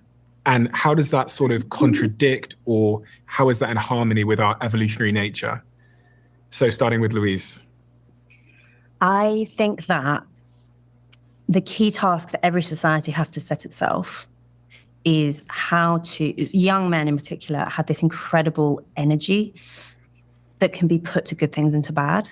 Like the greatest discoveries in the world have overwhelmingly been made by young men, and young men also commit the vast majority of violence, right? This particular group contains the most incredible opportunity and also the most incredible danger. And every society faces this problem. Like, what do we do about these guys? Like, how do we correctly channel that in a way that's pro-social, not anti-social?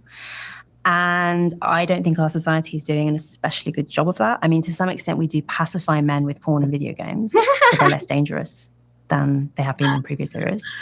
But at the same time, I don't think that we're deploying male talents as well as we could. And I don't think We need more motorcycle clubs. We need more soccer, more football, more like sports leagues.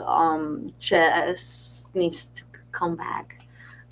Dungeons and Dragons in person.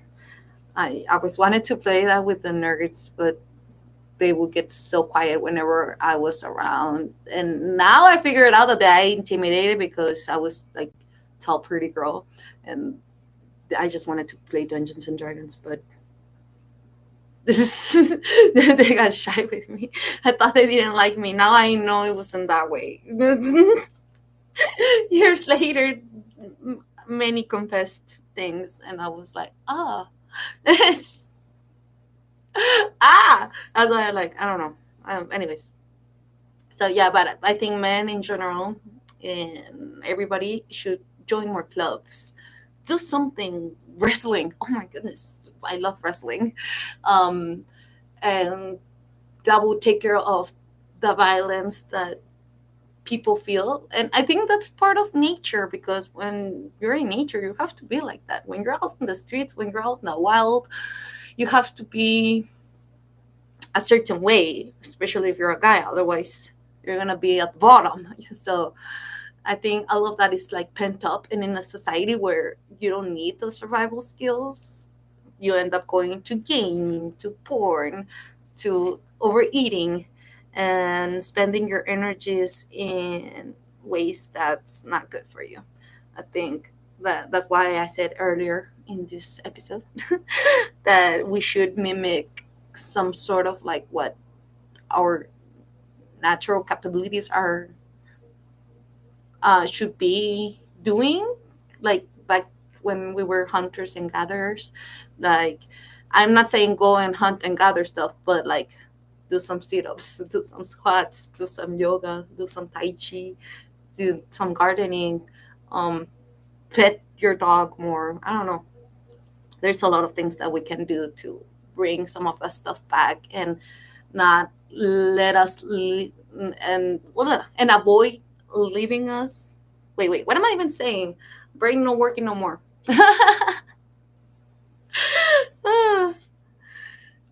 And yeah, we will have less anxiety, we will have less violence, because we will be busy doing something else more beneficial to our body, because the body doesn't know the difference between what's going on. If it feels trapped, it's gonna act trapped. If it feels like you're not doing enough to survive, you're gonna get anxiety, panic attacks, and all that stuff. So we have to move more, consume less. The body doesn't need that many calories to exist. And just make sure you're getting diverse diet, like you're getting all your vitamins, not just taking it through pills, but eat some celery, eat some real carrots, just even that, even the teeth getting messed up. So many people needing brackets because people don't chew on hard fibrous things that help you keep your teeth in place, or something like that. I'm not smart enough to remember all of those things.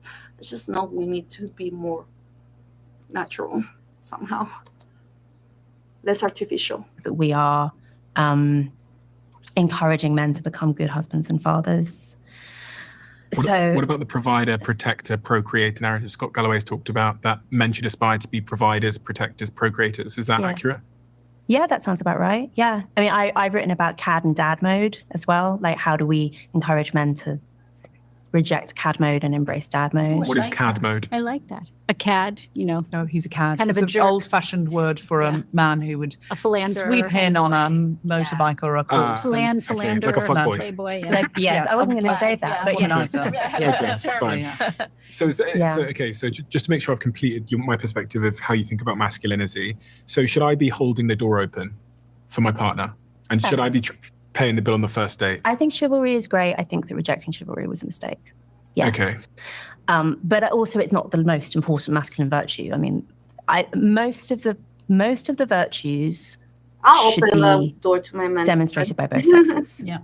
Yes. Honesty, whatever. But there are some which I think maybe men need to focus on more and women need to focus on more.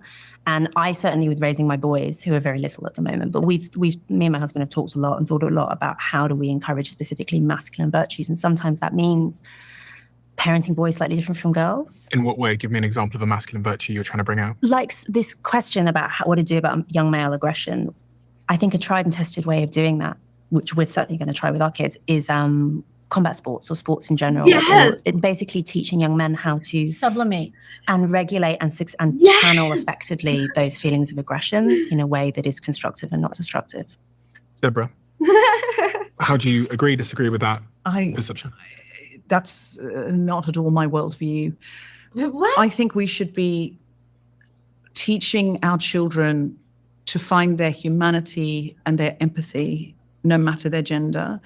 When I That's part researched of my book, 6 Conversations We're Scared to Have, I thought that it was going to show me that the internet and and especially social media made us less and less empathetic. We think about keyboard warriors and they can't see your face and all that. But what I discovered is, in fact, every single day, social media asks us to be more and more empathetic to fewer and fewer people. And that is a cult. I was in a cult. You have to be very empathetic to the people in it.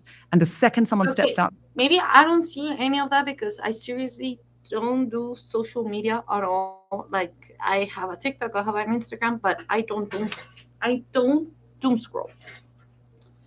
I I I seriously don't see that.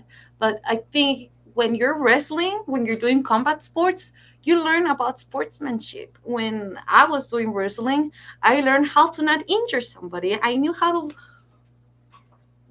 how to flip them and still make them land nicely, still make sure their joints, their arms and everything. Like, you learn sportsmanship, you learn how to care for others when you're playing sports, combat sports, beating each other up. You learn about those things. And it's fun, it's so fun. It's like, I think that's the best contact that we can have as humans, wrestling. No more sex for us, let's wrestle. And not that weird stuff that we see on Twitter. Don't have to make everything sexual like that. Don't objectify everything I do want to imagine myself doing. Okay, I just like the pure, like the feeling of feeling someone else's strength and then dominating them and then pinning them down. It's like, bitch, I'm gonna get up or what? Like, fucking tap. No, I'm just kidding. It's fun. And in between that, you learn, like, oh, that was painful, that's gonna hurt. You become nicer when you feel pain, when you go through suffering, when somebody smacks you up the head for being a dumbass. We learn how to be humble. We learn how to stay away from problems. We learn. So, like, whenever people are telling you to be nice just because you have to be nice, that does not work. You, like, telling humans what to do simply does not work. You have to set up an example, or people just have to go through experiences to see why that's needed. And yeah, like, anyways. Outside, they're dead to us. And that is what I see on the internet. I see it I think we're all in a big series of cults. So I see now this rise of young men being told women are dreadful, women have taken our place, which is just, it is not for girls not to go to university to make things more fair for boys. It is for us to nurture our boys, to make sure if they're feeling lost or they're feeling that they can't compete, or they're out in the world and they're flailing around, we need to build them up. We do not need to tell girls to step back. That is, we haven't got equality yet. We're nowhere near it, much less pulling ourselves back to make more space for boys at this point. We desperately need to invest in our brothers, in the boys in our community in any way we can. I went into a school and chatted to the boys about gender norms and how they felt about it and what impositions they felt, or what random things were weird. And I said to them, what would be weird if a boy did it for no reason? Like, there's not, and one of them said knitting. He said, if I brought my knitting to school, he said, not that he knitted, he said, everyone would laugh at me. And why? There's no reason for it. And another boy just went, I'd bring knitting in. I wouldn't care. Are boys and girls fundamentally, biologically, physiologically, neurologically different? And therefore, do they need a different approach? They're hormonally different. We kind of understand that. We all agree with that from birth. So do they need to be raised differently to cater to that difference? I wouldn't exacerbate it. I wouldn't say you should do that for boys and girls, but more like, I know I have a relative who is very young, and he is very likes to play with dolls, and that's okay. And then we have another female young relative that likes to be rougher, and that's okay. So we can get dolls for one, and the other one can learn how to weight lift. So it doesn't have to be just for girls or boys. Like, every single individual likes different things, and that's okay. That's the wrong thing. It's whenever you are told, no, you can't do that because you're a boy. No, you can do that because you're a girl. Like, no, you can do that and still be a girl. You can do that and still be a boy. I think that's the main issues that we have. Like, with the gender roles, the pink and blue. Now you can pick blue and still be a girl. You can have, like, you can be as manly or as female-ish or as all that as you want and still be, I don't, that's just confusing. Just let people do whatever they want to do without harming others or themselves. I would say we all should be. As I said, I want a partner, and I think we should be raising both our girls and our boys and any children that feel that they're neither, to aspire to their humanity, to their empathy, to look out for each other. I think exacerbating roles and telling boys you're like this and girls are like that is pushing us further away, and it's pushing us back decades and generations. Should a man, a young boy, be a provider, a procreator, a protector? Should we instill those values in young boys? No. Why? Because there's this heavy imposition on boys and there's a heavy imposition on girls that their life should look a certain way. And we've got to a point where men can stay home and raise the children, where women can go out and explore new territory, where we see that women are as clever as men, as talented as men, as able to debate as men. Why would we push this back and go, well, girls, it's really more feminine if you do this, and boys, girls will fancy you more if you do this? So what does a young man, what should his virtues be? You said empathy and those kinds of things. And then on the chivalry side of things, should I be holding the door open for every woman that walks through one? Should I be paying that bill on the first day? I think it's lovely when all human beings hold doors open behind them for other human beings. I really disagree that we should not. When we issued chivalry, what was going on was that there was a period of time where it was like, she's more gentle, she needs help. And it stopped people seeing us as people who could be entrepreneurial CEOs. So women said, look, could you just not do that? Because if you're not holding the door open for any of the guys, then you hold it open for me. They see me as somehow less than sweet, sexualized. So we said no. Now I think, look, honestly, if a man holds a door open for me, that's very nice, whatever. I don't think people see me that way anymore. I don't think it's a big deal anymore. I don't like the idea that you have to pay on the first date. I think, if I've invited you out, I'll pay. If you've invited me out, you'll pay. I mean, you're much richer than me, so probably you should pay. But that's nothing to do with gender, Steve. Is there not something evolutionary in that, if we look back through our ancestry, that the qualities of fertility are more attractive to men, and the qualities of being a provider are more attractive to women? So if I don't sort of invest in becoming a provider as a young man, I'm actually going to do much worse when I get older. According to some of the data we referenced earlier, 250% less women are going to opt for me. So if I don't sort of build a base and become a provider, am I going to be at a disadvantage as a man in the society that we live in? But also, if we look back through our evolutionary history, is that not hard coded into us? It makes me feel so sad that boys feel this huge responsibility when we are now at a point when it is evident that you do Dragon's Den, you sit next to Deborah Meaden, who's every bit as good an entrepreneur as you. So why is it your responsibility? Why is it men's responsibility? We can both raise children. We've demonstrated we can both raise children. I've got friends. That's the society I live in. But let's reshape it. Raise your children to think differently and reshape it. Is the society we live in a consequence of our evolutionary survival of the fittest, natural selection? Pick a good partner so that you can reproduce past. And you see this in women, where I was watching this dating show called Pop the Balloon, which I love, which has just gone to Netflix. And it's so crazy that so basically Pop the Balloon is 10 men stand in a line with a balloon, or 10 women stand in a line with a balloon, and then a man or woman walks out. So when a woman walks out and she looks at the lineup, she will go down the lineup and pop every balloon of a man that's below 6 feet tall. Just like that. It's crazy. They'll say, why did you pop his balloon? Small, short. Why did you pop his balloon? Short. Yes. This is just part of. No, it's so destructive, though. Look, we have to get over so many things. I like my short kings.